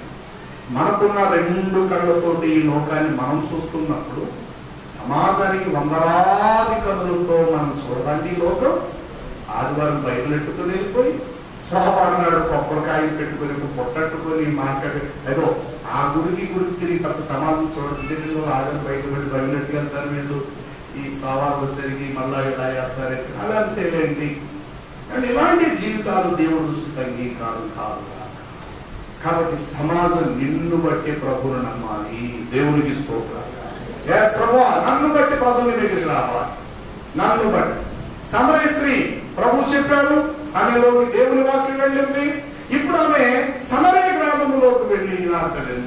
నేను చేసినవన్నీ నాతో చెప్పిన వాడిని వచ్చి మీరు ఒక్కసారి చూడండి అన్నప్పుడు ఆమెను బట్టే వచ్చారు. అక్కడికి వచ్చి ఏమన్నా తెలుసా? ఈసారి నీ మాటలను బట్టి కాక ముఖాముఖిగా నిజముగా మేమే నేను చూచి నువ్వు అన్నట్లు ఒక రక్షకుడే అని ప్రజలు అక్కడ సాక్ష్యం ఇచ్చారు. మరి అదే సమరయ స్త్రీ ఒకప్పుడు ఆమె లైఫ్ స్టైల్ ఏంటి, ఆమె జీవితం ఏంటి, ఆమె భాగవతం ఏమిటంటే అందరి చేత చేదరించబడిన వ్యక్తి. అయితే ఆ సమరయులకు యేసు కనబడక ముందే ఆ సమరయులకు ఎవరు పరిచయం అయ్యారు? సమరయ స్త్రీయే పరిచయం అయ్యారు. ఆమె జీవితాన్ని చూశారు. అక్కడ వెంట ఉన్న పాటున పరుగున సుఖారపడిన ఊరిలో బావి యొద్దకు ప్రజలు తండోపతండాలుగా సమరయ స్త్రీ బట్టి ప్రభు దగ్గరికి రాగలిగినారు. కాబట్టి ప్రియులారా, అక్షరసము తర్వాత నూనె. నువ్వు వెళ్ళు, నీతో పాటు నీ ప్రభువుని తీసుకుని నీ అంతరంగంలో నీ ప్రభువుని సమాజానికి నువ్వే క్రీస్తుగా కనబడు. సమాజానికి దైవ బిడ్డంటే ఇలా ఉంటారా, దేవుని బిడ్డలంటే ఇలా ఉంటారా అన్నట్టుగా సమాజానికి నిన్ను పరిచయం చేసుకో. ఆ తర్వాత నిన్ను బట్టి నీ దేవుడు ఎంత గొప్పవాడో అనుకోవాలి. దేవుడు ఎప్పుడైనా ఎవరికైనా తను పరిచయం చేసుకునే ముందు ఎవరు పెట్టేవాడు తెలుసా? ముందు లైన్లో నేను అబ్రహాము దేవుడు, నేను ఇస్సాకు దేవుడు, నేను యాకోబు దేవుడు ఏమండి అని చెప్పి నేను సర్వశక్తిమంతుడను. ముందు నీ సర్వశక్తిమంతుడు చెప్పి అబ్రహాం పేరు తర్వాత పెట్టచ్చు కదా నువ్వు. అంటే దేవుడికి రావాల్సిన ఎంతో గొప్ప ఘనత, అందులో ప్రథమ స్థానం కూడా దేవుడు ఎవరికి ఇచ్చాడు? అబ్రహాంకి ఇచ్చాడు. అంటే ఓ ప్రజలారా, అసలు నేను ఎవరని మీరు అనుకుంటున్నారు? ఫలానా కాలం అందు ఫలానా టైంలో ఇదే ఊరిలో ఇదే ప్రాంతంలో అబ్రహాము అని ఒక మనుషులు ఉండేవాడు తెలుసా? మాకు తెలిసింది అబ్రహాం గారు అయిపోయి మాకు తెలియకూడదు బాబాయ్ గారు. అతను దేవుడు నేను అబ్రహాము గారికి మీరా దేవుడు అంటే అబ్రహాం గారు రోజు తన కుమారుడు బలి ఇవ్వాలనుకున్నది మీకేనా ప్రభువా? అయ్యి బాబోయ్, అబ్రహామును బట్టి చూస్తే మీరు ఎంత గొప్ప దేవుడు అని ఇప్పుడు మాకు అర్థమైంది స్వామి. ఆ విధంగా ప్రజలట దేవుని యొద్దకు రావటానికి కూడా దేవుడు ఏం చెప్పాడు? ప్రతి ప్రవక్తన తన పని ఆఖరి మోషేతో కూడా అదే చెప్పాడు. ఓ మోషే, నేను అబ్రహాము దేవుడను, నేను ఇస్సాకు దేవుడను, నేను యాకోబు దేవుడను అని చెప్పి ఫైనల్ గా నీ తండ్రి దేవుడను, సమస్త భూమియు నాదే, నేను సర్వశక్తిమంతుడను, ఇవన్నీ తప్ప చెప్పొచ్చాడు. అంటే అబ్రహామును ముందు పెట్టేది ఎంత గొప్ప మాట ప్రియ. ఒక మాట నేను అడుగుతా చెప్పండి.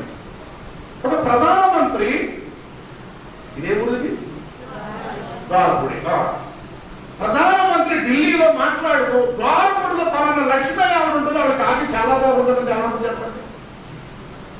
ఆంధ్రప్రదేశ్ ఈస్ట్ గోదావరి రాజమండ్రికి ఆవతల ద్వారపుడి పలానా వీధిలో పలానా డోర్ నెంబరు, ఆవిడ పేరు లక్ష్మి, ఆవిడ చేతి మజ్జిగ చాలా బాగుంటారు అని ప్రధానమంత్రి ఆ యొక్క ఢిల్లీలో మాట్లాడేటువంటి ఒక్కసారి ఆలోచించండి. ఆంధ్ర అంతా అట్టుడుతో దైక్యబాబు ఆంధ్ర, అందులో తూర్పు గోదావరి ఇంకా ముందుకు వచ్చేస్తుంది. తూర్పు గోదావరిలో రాజమండ్రి ప్రాంతం అసలు అయ్యో మా పక్కన బాబు ద్వారపుడి వీడు ముందుకు వస్తారు. ఆ ద్వారపుడు కూడా కాలరాగడేస్తారు, ఆ వీధిలో కూడా కాలరాగడేస్తారు, ఆ ఇంటి పక్కన వాళ్ళు ఇంకా కాలరాగడేస్తారు. ఎందుకంటే మా కోసం ఎవరు చెప్పారు? ఇంకో మాట చెప్తాను. ఇదే ద్వారపుడిలో పలానా డోర్ నెంబర్ కలిగినటువంటి లక్ష్మణ్ అన్న ఆవిడ నాకు ప్రధానమంత్రిలో ఆ తెలుసు అనేది కదా గొప్ప చెప్పరే. ఇంకేంటి అందరూ తెలిసే నాకు తెలుసు ప్రధానమంత్రి అది చెప్పాలి.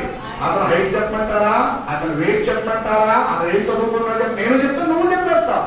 అది గొప్పతనం కాదు. ప్రధానమంత్రి నీ కోసం చెప్తేది గొప్ప. దేవుడు అలా చెప్పాడు. నేను దేవుడు అబ్బాయి నన్నే నమ్మంటారని చెప్పే మాటలు ముందు నేను పలానా కాలంలో ఒక ఆయన ఉండేవాడు, మీకు తెలుసా? మర్చిపోయారు ఆయన పేరు అబ్రహాము. ఓ ఓ ఓ మా పితరులకు మూల పురుషుడు అబ్రహాము. అతని దేవుడు నేనే. ఎంత అద్భుతం. అందుకే ఇక్కడ తైలం ఎక్కడొచ్చిందట? ముందు స్థానంలో వచ్చింది. సమరయుడు తైలమును చెప్పాలి ద్రాక్షారసమును పోసి గాయాలు. కాబట్టి సమాజంలో ఎంతో మంది ఎన్నో రకాల గాయాలు ఉన్నారు. భర్తలు కోలుకుని ఒక విధవరాలు ఉంటారు, అదొక రకమైన గాయం. బిడ్డలను పెంచుకోలేని ఒక రకమైన గాయం. తర్వాత రుణాలు పాలైపోయినటువంటి రేపో మాపో చచ్చిపోతే బాగుంటుందని ఒక రకమైన గాయం. మానసికంగా దెబ్బతిన్నటువంటి వారు ఒక రకమైన గాయం. మంచి చేసి ఇతరులకు చెడ్డ పేరు తెచ్చుకునేటువంటి వారు లోపల పైకి చెప్పక కుమిలిపోయి ఎన్నో గాయాలతో సమాజం ఉంటుంది. నేనంట ఎవరికి నువ్వు గాయం కట్టావు, ఎవరి జీవితాన్ని నువ్వు ఆదరించగలిగావు, నీ మట్టి నువ్వు చెప్పు, నా మట్టి నేను చెప్పగలను. కొన్ని కుటుంబాలు ఎవరు ఒక ఆయన ఇతర బిందులు తయారు చేసేవాడు, రోజులు ప్రయాణికనే సైకిల్ మీద వెళ్తున్నాడు తన పనుల ఇంటికి. ఒక స్కూటర్ వాడు వచ్చి ఎదురుగా వచ్చి గుద్దేస్తే ఎగిరిపడి డివైడర్ మీద పడిపోయాడు. వెన్నుపోసు జారిపోయింది. ఆ స్కూటర్ వాడిని గబుకుని ఆపితే గబకపోయేదో ఉన్నంత వరకు డబ్బులు ఆ రోజులో 2000-3000 రూపాయలు సర్దేసి ఆ బండి వేసుకున్నాడు, పడిపోయాడు. సరే పడిపోయాడు కదా ఇంతకాడు అనుకుని ఉన్న వాళ్ళు లేదు, ఎన్నుపోసు జారిపోయిన అతను బండి కాకుండా మనిషి కనబడలేదు. అక్కడి నుంచి జాగ్రత్తగా తీసుకొచ్చి ఇంటిలో పెట్టేశారు అతన్ని. ఆ కంపెనీ ఓనర్ కూడా ఇక అబ్బాయి పని మానేరా, ఎందుకో సిరిపోయింది, ఎందుకు పనికి రావలేదు అబ్బాయి, మా వాళ్ళకి తగ్గలేదని ఏదో 4 డబ్బులు ఇచ్చి వాడిని వదిలేశారు. ఆ ఇంటి ప్రక్క నుండి ఒక కుటుంబం మా మందిరానికి వచ్చేవారు. 2 సార్లు చెప్పింది, అయ్యా మా ఇంట్లో ఒక ఆయన మంచం ఎక్కేసేటండి, ఇక్కడ ఎన్నుకో జారిపోతే ఇక్కడ రాడ్స్ వేసి ఇసుక మూట ఒకటి కట్టి కిందకంట దిగటం వరకు ఇసుక మూట కట్టారయ్యా మీరు రండి అంటే ఒక ఆదివారం కుదరలేదు, వెళ్ళలేదు. ఇంకొక ఆదివారం కూడా కుదరలేకపోయిందమ్మా, తర్వాత ఎప్పుడన్నా వస్తాను చెప్పినప్పుడు ఒక 3వ ఆదివారికి కాదనకుండా భోజనం కూడా చేయకుండా వెళ్ళాం. అప్పటికి 3-3:30 అయింది మధ్యాహ్నం ప్రార్థన చేశారు. మెల్లిగా మొత్తం మీద సందులు దాటించుకుని ఇంటికి తీసుకుని వెళ్ళేది ప్రియుల 3:30 అయిపోయింది. ఆ ఇంటికి వెళ్ళేసరికి ఒక్కసారి వెళ్ళి ఇంటి వాతావరణం చూసి ఒకే ఒక్క గది, ఆ బయట చిన్న రేకుల షెడ్ ఉంది, అందులో వంట చేసుకుంటుంది. బట్టలన్నీ దుర్వాసన, అంటే ఉతకలేని బట్టలలో మూట కట్టి పక్కన పెట్టేశారు.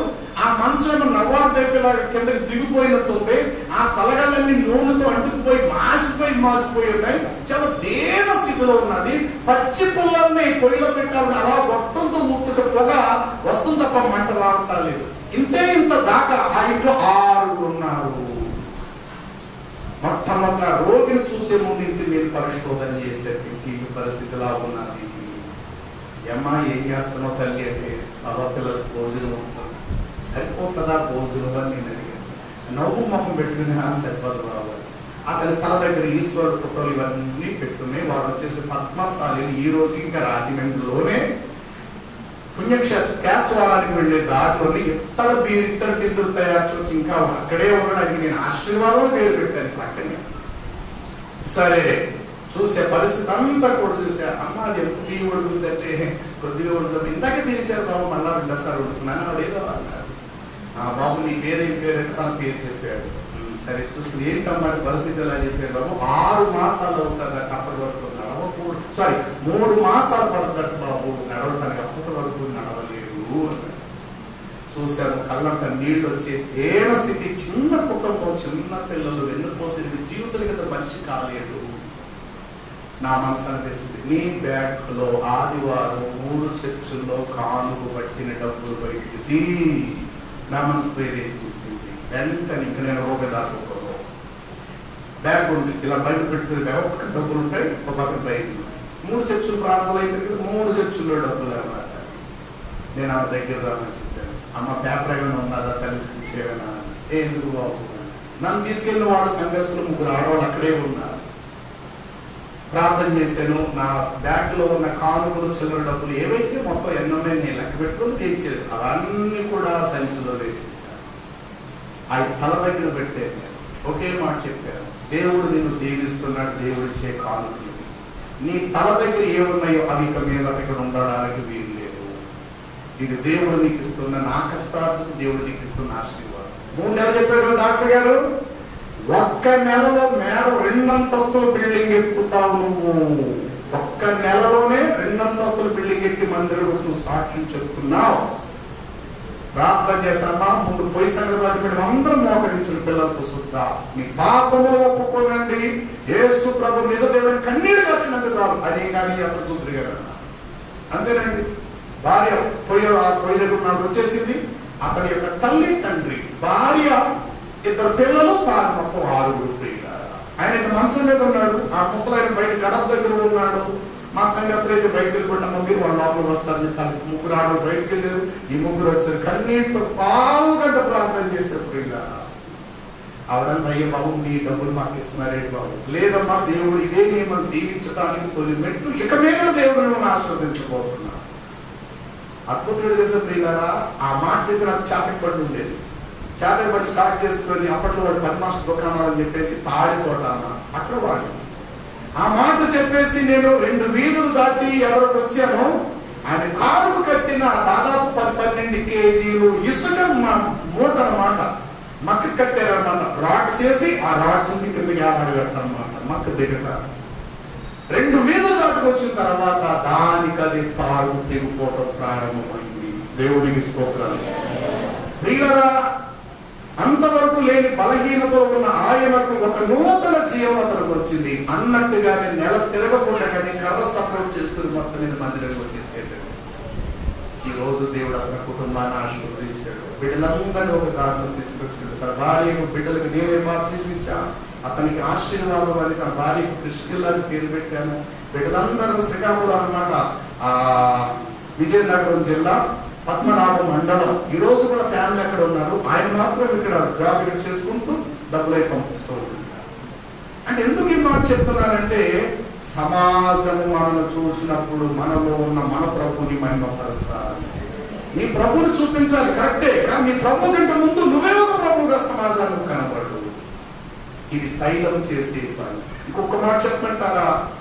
తైలం చేసే మరొక పని, దావీదు యొక్కకు సమూయేలు ఏం చేసాడంటే తైలము పోసి అతనిని, అంటే నూనె ఎన్ని రకాలుగా ఉపయోగపడుతుంది. అభిషేకించడానికి ఉపయోగపడుతుంది, గాయాలు కట్టడానికి ఉపయోగపడుతూ ఉన్నాను, ఆ యొక్క దీపం వెలిగించడానికి, ఆహారానికి ఉపయోగపడుతూ ఉన్నాను. ఎవరు ఒక బిడ్డను కన్న తల్లి తన ఒడిలో ఉంటుండగానే ఆ బిడ్డను అభిషేకించుకోలేదు తల్లి. ఒరే కుమారా, బాబు, దేవుడు నాకు నిన్నిచ్చిన సంతానమురా, దేవుని కృపలను వర్ధిల్లాలి బాబు, దేవుని పెంపకలు పెంచుతారా. నన్ను చాలా మంది గొడ్రాలు గొడ్రాలు గొడ్రాలు అన్నారు కొడుగా, దేవుడు ప్రార్థిస్తే నేను నాకు ఇచ్చేడు కొడుగా. కాబట్టి దేవుని దయలో మనుషుల దయలో వర్ధిల్లాలి బాబని తల్లి తన స్తన్యమిస్తున్నప్పుడే బిడ్డకు ఉగ్గుపాలు పోస్తున్నట్లుగా దేవుని యొక్క ఆ అభిషేకం బాల్యములోనే ఆ బిడ్డ మీదకి వచ్చినట్లుగా తల్లిగానే నువ్వు ప్రతిష్ఠించుకోవాలి. సమూయేలును తల్లి ఎక్కడ ప్రతిష్ఠించింది? దీపం ఆరిపోకమునిపే సమూయేలుతో దేవుడు మాట్లాడు. అదే స్థలంలో ఒకప్పుడు అతని తల్లి హన్న అదే ప్లేస్ లో కన్నీళ్లు గార్చింది. ఎక్కడ కన్నీళ్లు గార్చిందో అక్కడే గర్భవతిగా అయినట్లుగా దేవుడు కృప చూపించాడు. ఎక్కడ ఆమె కన్నీళ్లు గార్చిందో అక్కడే కొడుకుని తీసుకొచ్చి పెట్టేసింది. అక్కడ అదే స్థలంలో దీపం ఆరిపోక మునిపే బాలుడైన సమూయేలుతో దేవుడు మమ్మారు. అంటే ఈ తల్లి కడుపులో ఉంటుండగానే అభిషేకించేసేసింది వాడిని. అందుకు ఆయన నామములో ప్రార్థించు వారిలో సమూయేలు కూడా ఉండెను. నేనంట దేవుని సేవకునిగా ఎవరిని నీ కుటుంబంలో నీ బిడ్డలను దేవుని కొరకు ప్రతిష్ఠించారు. సరే, ఎవరి సంగతి పక్కన పెట్టి కనీసం నీ మట్టికి నీకు ఒక బాధ్యత. ఈ రోజుల్లో ఏ సేవకుడు వెళ్ళి ప్రభుని నమ్మండి అని వీధిలో మైకులో చెప్పే ఆ పరిస్థితులు పోయాయి ఇప్పటి కాలంలో, గత 4-5 ఏళ్ల బట్టి. ఇక చేయవలసిన బాధ్యత ఎవరిదంటే, ఒక విశ్వాసిగా నీవే తోటి విశ్వాసికి రక్షణ కోసం చెప్పాలి. పాస్టర్ గారే చూసుకుంటారులే, పాస్టర్ గారు గీత కోటాలు పెడతారు, పాస్టర్ గారు సువార్త పత్రిక పంచిపెట్టడానికి జ్ఞానేశ్వరి వెళ్ళి ఊరు వెళ్ళి సువార్త చేసి వస్తారు. ఒకప్పటి మాట, ఇప్పుడు లేదు. అది ఇప్పుడు లేదు. విశ్వాసికి నీవే తోటి విశ్వాస కుటుంబాన్ని నువ్వు దర్శించాలి. అమ్మా, ప్రభు దగ్గరికి వెళ్ళమ్మా, నీ భర్త జీవితం, నీ బిడ్డల జీవితం దేవుడు మంచి దారిని తీసుకొస్తావు. ఒకప్పుడు నా బ్రతికినట్టు నీకు తెలుసు కదా. రండి ప్రభు దగ్గరికి రండి అని చెప్పి అనేకులను ప్రభు యొక్క రాబట్టడానికి నీవే ఒక మార్గదర్శకం. ప్రియుల, సమూయేలు మీద అంత గొప్ప అభిషేకం ఎలా వచ్చిందంటే అప్పుడు దానికి కారణం మొట్టమొదటి తల్లి. ప్రతి బిడ్డను ప్రతిష్ఠించు. ప్రభా, నా బిడ్డలు ఏదో రూపంలో వాడు. జాన్ వెస్లీ తల్లి సుసన్న వెస్లీ 14 మంది సంతానం అనుకుంటా. 14, 16 మంది. ఏ ఒక్క బిడ్డ అర్థం కాలేదు ఆమె ఆ తల్లి కడుపును పుట్టినటువంటి బిడ్డలను. ఒక్కొక్క మంచం దగ్గర ఆ తల్లి తన బిడ్డల కొరకు ప్రార్థన చేయగా ఉదయం సరిగ్గా 2 మంచాలు గ్యాప్ వచ్చి మిగిలిపోయేవి. మళ్ళీ వారం నుండి మళ్ళీ మరుసటి రోజు ప్రార్థన ప్రారంభించేది ఆ తల్లి. మరి రోజు అలాంటి ప్రార్థన కుంటుపడిపోయే పరిస్థితి ఎదురయ్యింది. దేవుని బిడ్డలను ఈ రోజు లోపం కొరకు పెంచేవారిగా ఉంటూ ఉన్నారు.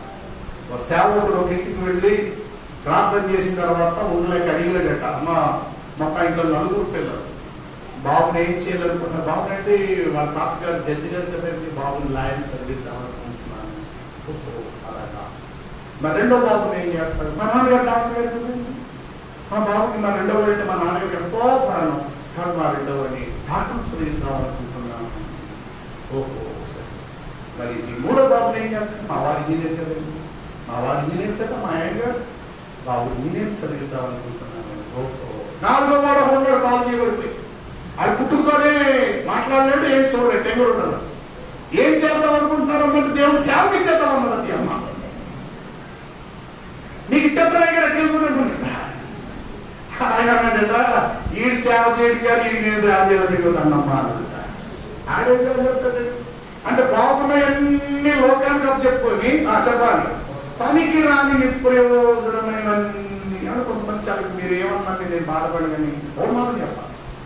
నదికి పోయి కాయకాలన్నీ దిగుచ్చి మధ్య లేకుండా కాంగ్రెస్ కన్నాలు ఉన్నాయి, మళ్ళీ దాన్ని లెవెల్ చేసుకుని కాదు ఒక్కబాటు. ఇలా మరి కొంతమంది కష్ట వేస్తారు కదా, కోపం చేస్తారు కదా, కానీ మరి ఎంత బాధ చేస్తారు కదా, ఇలాగేలాగేలాగేలా కానీ అంత నలిపేయటంత అవసరమని మీకు కాదు. బాగున్నాయన్ని పరసల్లోనో సీక్రెట్ అరల్లో దాస్తుంటారు కొంతమంది. ఏ బ్యాంకులో చెల్లలేని నోటి యేసు బ్యాంకులో చెల్లిపోతుంది. బ్యాంకు కన్నులు ఉన్నాయి, యేసు ప్రభు బ్యాంకు కళ్ళు లేవు కాబట్టి చూసుకోలేడు. కాబట్టి ప్రతి పనికి ఒకటి ఇంత స్టెక్కర్ పెట్టండి, ప్రార్థన చేస్తారు. ప్రభు ఇలాగిచ్చారు కాబట్టి వాళ్ళు కూడా ఇంకంతే కదా నీకేం అంటే మనుషుడు ఏమి విత్తున్నా చెప్పరా ఆ పంచి దేవుడికి ఉత్తమమైనది మంచిది. నేనంటే దేవుడు నీకేం తక్కువ చేసాడు చెప్పు. ప్రతి మంచిది ప్రయోజనకరమైనది శ్రేష్టమైనది నీ దేవుడికి, అలాగే దేవుని యొక్క నుండి కూడా శ్రేష్టమైనవే మనం పొందుతున్నాం. మన దేవుడు ప్రయోజకుడు, సమృద్ధి గలవా, శ్రేష్టమైన ఇవ్వండి, మంచిదే ఇవ్వండి.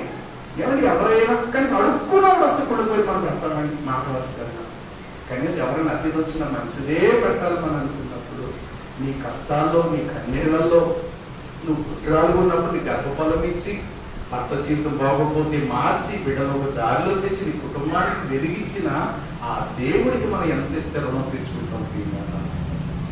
కాబట్టి మనపై నిష్ప్రయోజనకరమైన వాటిని దయచేసి ఎప్పుడు దేవుడి మందిరానికి తీసారు శ్రేష్టం. అలాగని చెప్పి నీ స్థాయితో నీ స్థాయికి తగినట్టే కాక నువ్వేదో కింద స్థితిలో లక్షలు వేసేమను కాక, అది రూపాయలే గాక 10,000 రూపాయలు వేయగాక, నీ స్తోమత అది నీ ఇష్టం, అది దేవుడికి నీకు మధ్య ఉన్న వడంబడిక. మనుషుడు ఎంత ఇస్తే దాని తగ్గట్టేనే పంట పోయగలుగుతా. కాకపోతే శ్రేష్టమైనది ప్రయోజనకరమైన ఇవ్వడానికి ప్రయత్నించు.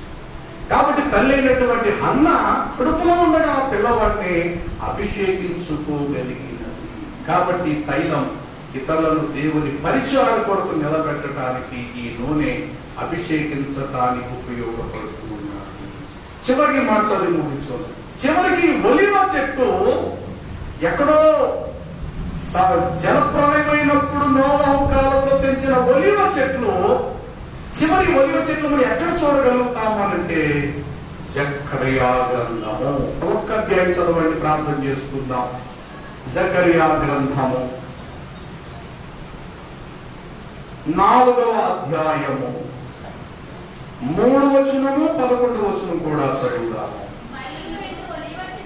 మరియు 2 ఒలీవ చెట్లు దీపస్తంభమునకు ఇరుప్రక్కల చదవాలి, ఇరుప్రక్కల కుడి పక్కన ఒకటియు ఎడమ ప్రక్కన ఒకటియు కనబడుచుంది. ఆ దీపవృక్షం నీ ప్రభువే అయితే ఆ దీపవృక్షానికి ఇరుపక్షం కుడిపక్షం కూడా ఏమున్నాయంటే ఎస్ ప్రభు రాజ్యములో ప్రభు అక్కడే అయితే ఆ ప్రభు రాజ్యంలో కోట్ల మంది స్త్రీలైనటువంటి వారికి పరలోకం ఉంది, పురుషులైనటువంటి వారికి పరలోకం.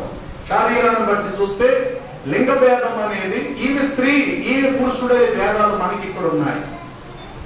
కానీ ఆత్మను బట్టి మనం చూడగా అందరూ దేవుని కుమారులను అంటాడు. ఒక చోట మీరు దేవుని కుమారులను కుమార్తెలు అయ్యున్నారని నేను నీతో చెప్పుచున్నాను, వారిలో నివసించుదును వారిలో సంచరించుదును అంటాడు. కొద్దిసేపు మనం అనుకుందాం, ఈ దీప వృక్షములో ఈ యొక్క ఒలీవ చెట్లు ఒక చెట్టు పురుషులు అనుకుందాం, మరో చెట్టు స్త్రీలు అనుకుందాం. పరలోకం ఎవరికి ఇస్తాడండి అయినా చెప్పాలి? కేవలం పురుషులుగా కేవలం స్త్రీలుగా? భూమి మీద ఉన్న సర్వజాతి ప్రజలు, ఆఖరికి అటు స్త్రీ కాదు ఇటు పురుషుడు కానీ మధ్యస్థితిలో ఉన్న నపుంసకులు కూడా ఆయన రాజ్యములో ఆయన ప్రాకారములో ఒక భాగము నేను వారికి ఇచ్చుచున్నాను, కుమారులు కుమార్తెలు అనిపించుకున్న దానికంటే శ్రేష్టమైన పేరు నేను వారికి పెట్టుచున్నానని యెషయాలో కూడా చెప్పేశాడు. కాబట్టి ప్రియులారా, భూమి మీద కనబడవలసిన ఈ ఒలీవ చెట్లు చివరికి ఎక్కడ కనబడుతున్నాయి అని అంటే పరలోకములో దీపవృక్షమునకు కుడి ప్రక్కన ఎడమ. ఇంత ధన్యత ఈ ఒలీవ చెట్టుకి ఎలాగైతే వచ్చిందో ఇదే ధన్యత మనం పొందాలని తండ్రి ఆశ.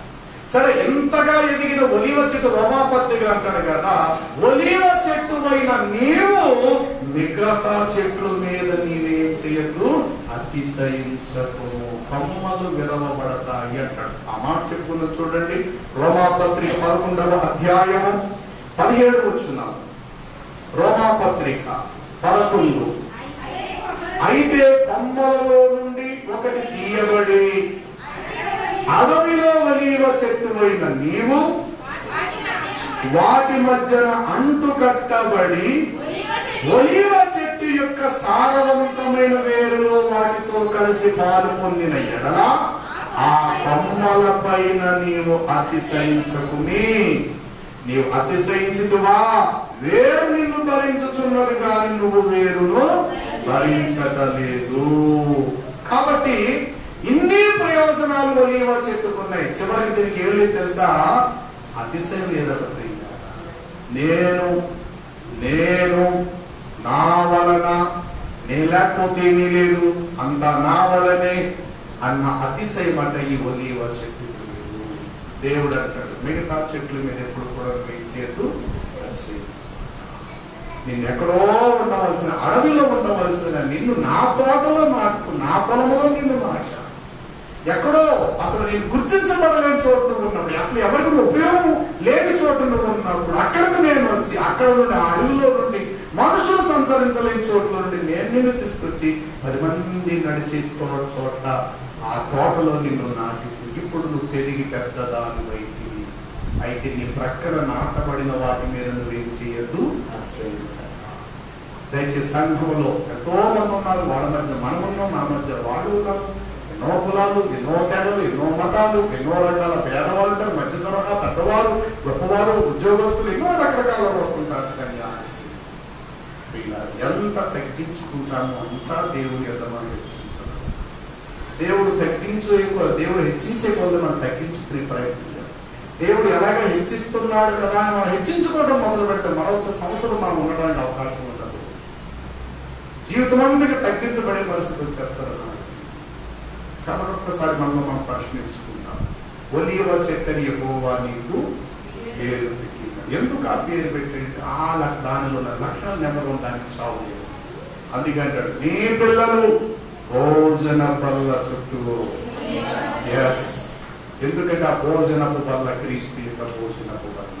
ఎవరైతే ఆ క్రీస్తు యొక్క భోజన బల్లలో ఆయన శరీరం, ఆయన రక్తము ఎవరు సేవిస్తారో వారు మాత్రమే ఒలీవ చెట్టు వలె ఉంటారు.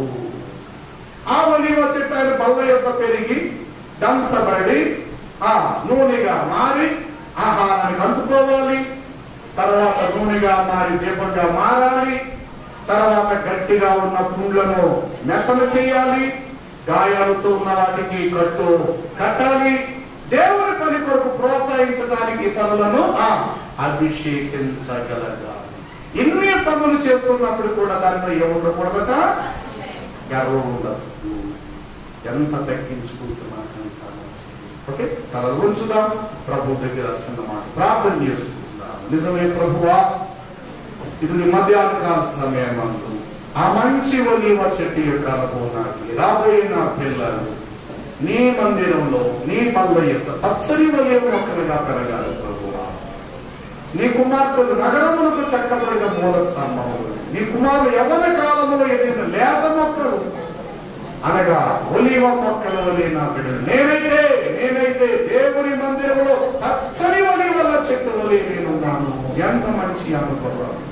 చివరికి దేవుని వాద్యములో దీపస్తంభానికి ఆ ప్రక్క ఈ ప్రక్క అతి పరిశుద్ధ స్థలములో 2 ఒలీవ చెట్లను నేను చూచి ఉంటుంది. భూలోకంలో ఆ చెట్టుకు చావులేదు. నిత్య జీవంలో దీపవృక్షంతో పాటు సదాకాలము ఆ ఒలీవ చెట్టు ఉండటం చూస్తున్నాం ప్రభా. కాబట్టి తండ్రి మధ్యాహ్న కాల సమయంలో తల్లి తన బిడ్డను సమయలలో అభిషేకించుకోగలిగిన అదే స్థలములో ఒలీవలోని దీప ప్రమిదలలో సమయలు పోసేవాడిగా చూస్తూ ఉన్నాము. దీపాలు ఆరిపోకుండా ప్రతి దీపములో దంచిన ఒలీవ నూనెని ప్రమిదల మీద పోస్తూ ఉన్నాడు. నిజమే ప్రభు, అలాంటి మంచి అనుభవం నాకు ప్రభా. ఇతరులకు నేను దారి చూపించే ఒలీవ చెట్టుగా నేను ఉండాలి ప్రభా. ఇతరులను దేవుని యొద్దకు నడిపించగలిగే మార్గము చూపి త్రోవ చూపే ఒలీవ చెట్టుగా నేను ఉండాలి ప్రభువా. అనేక మంది జీవితాలు గాయాలతో ఉన్న వారికి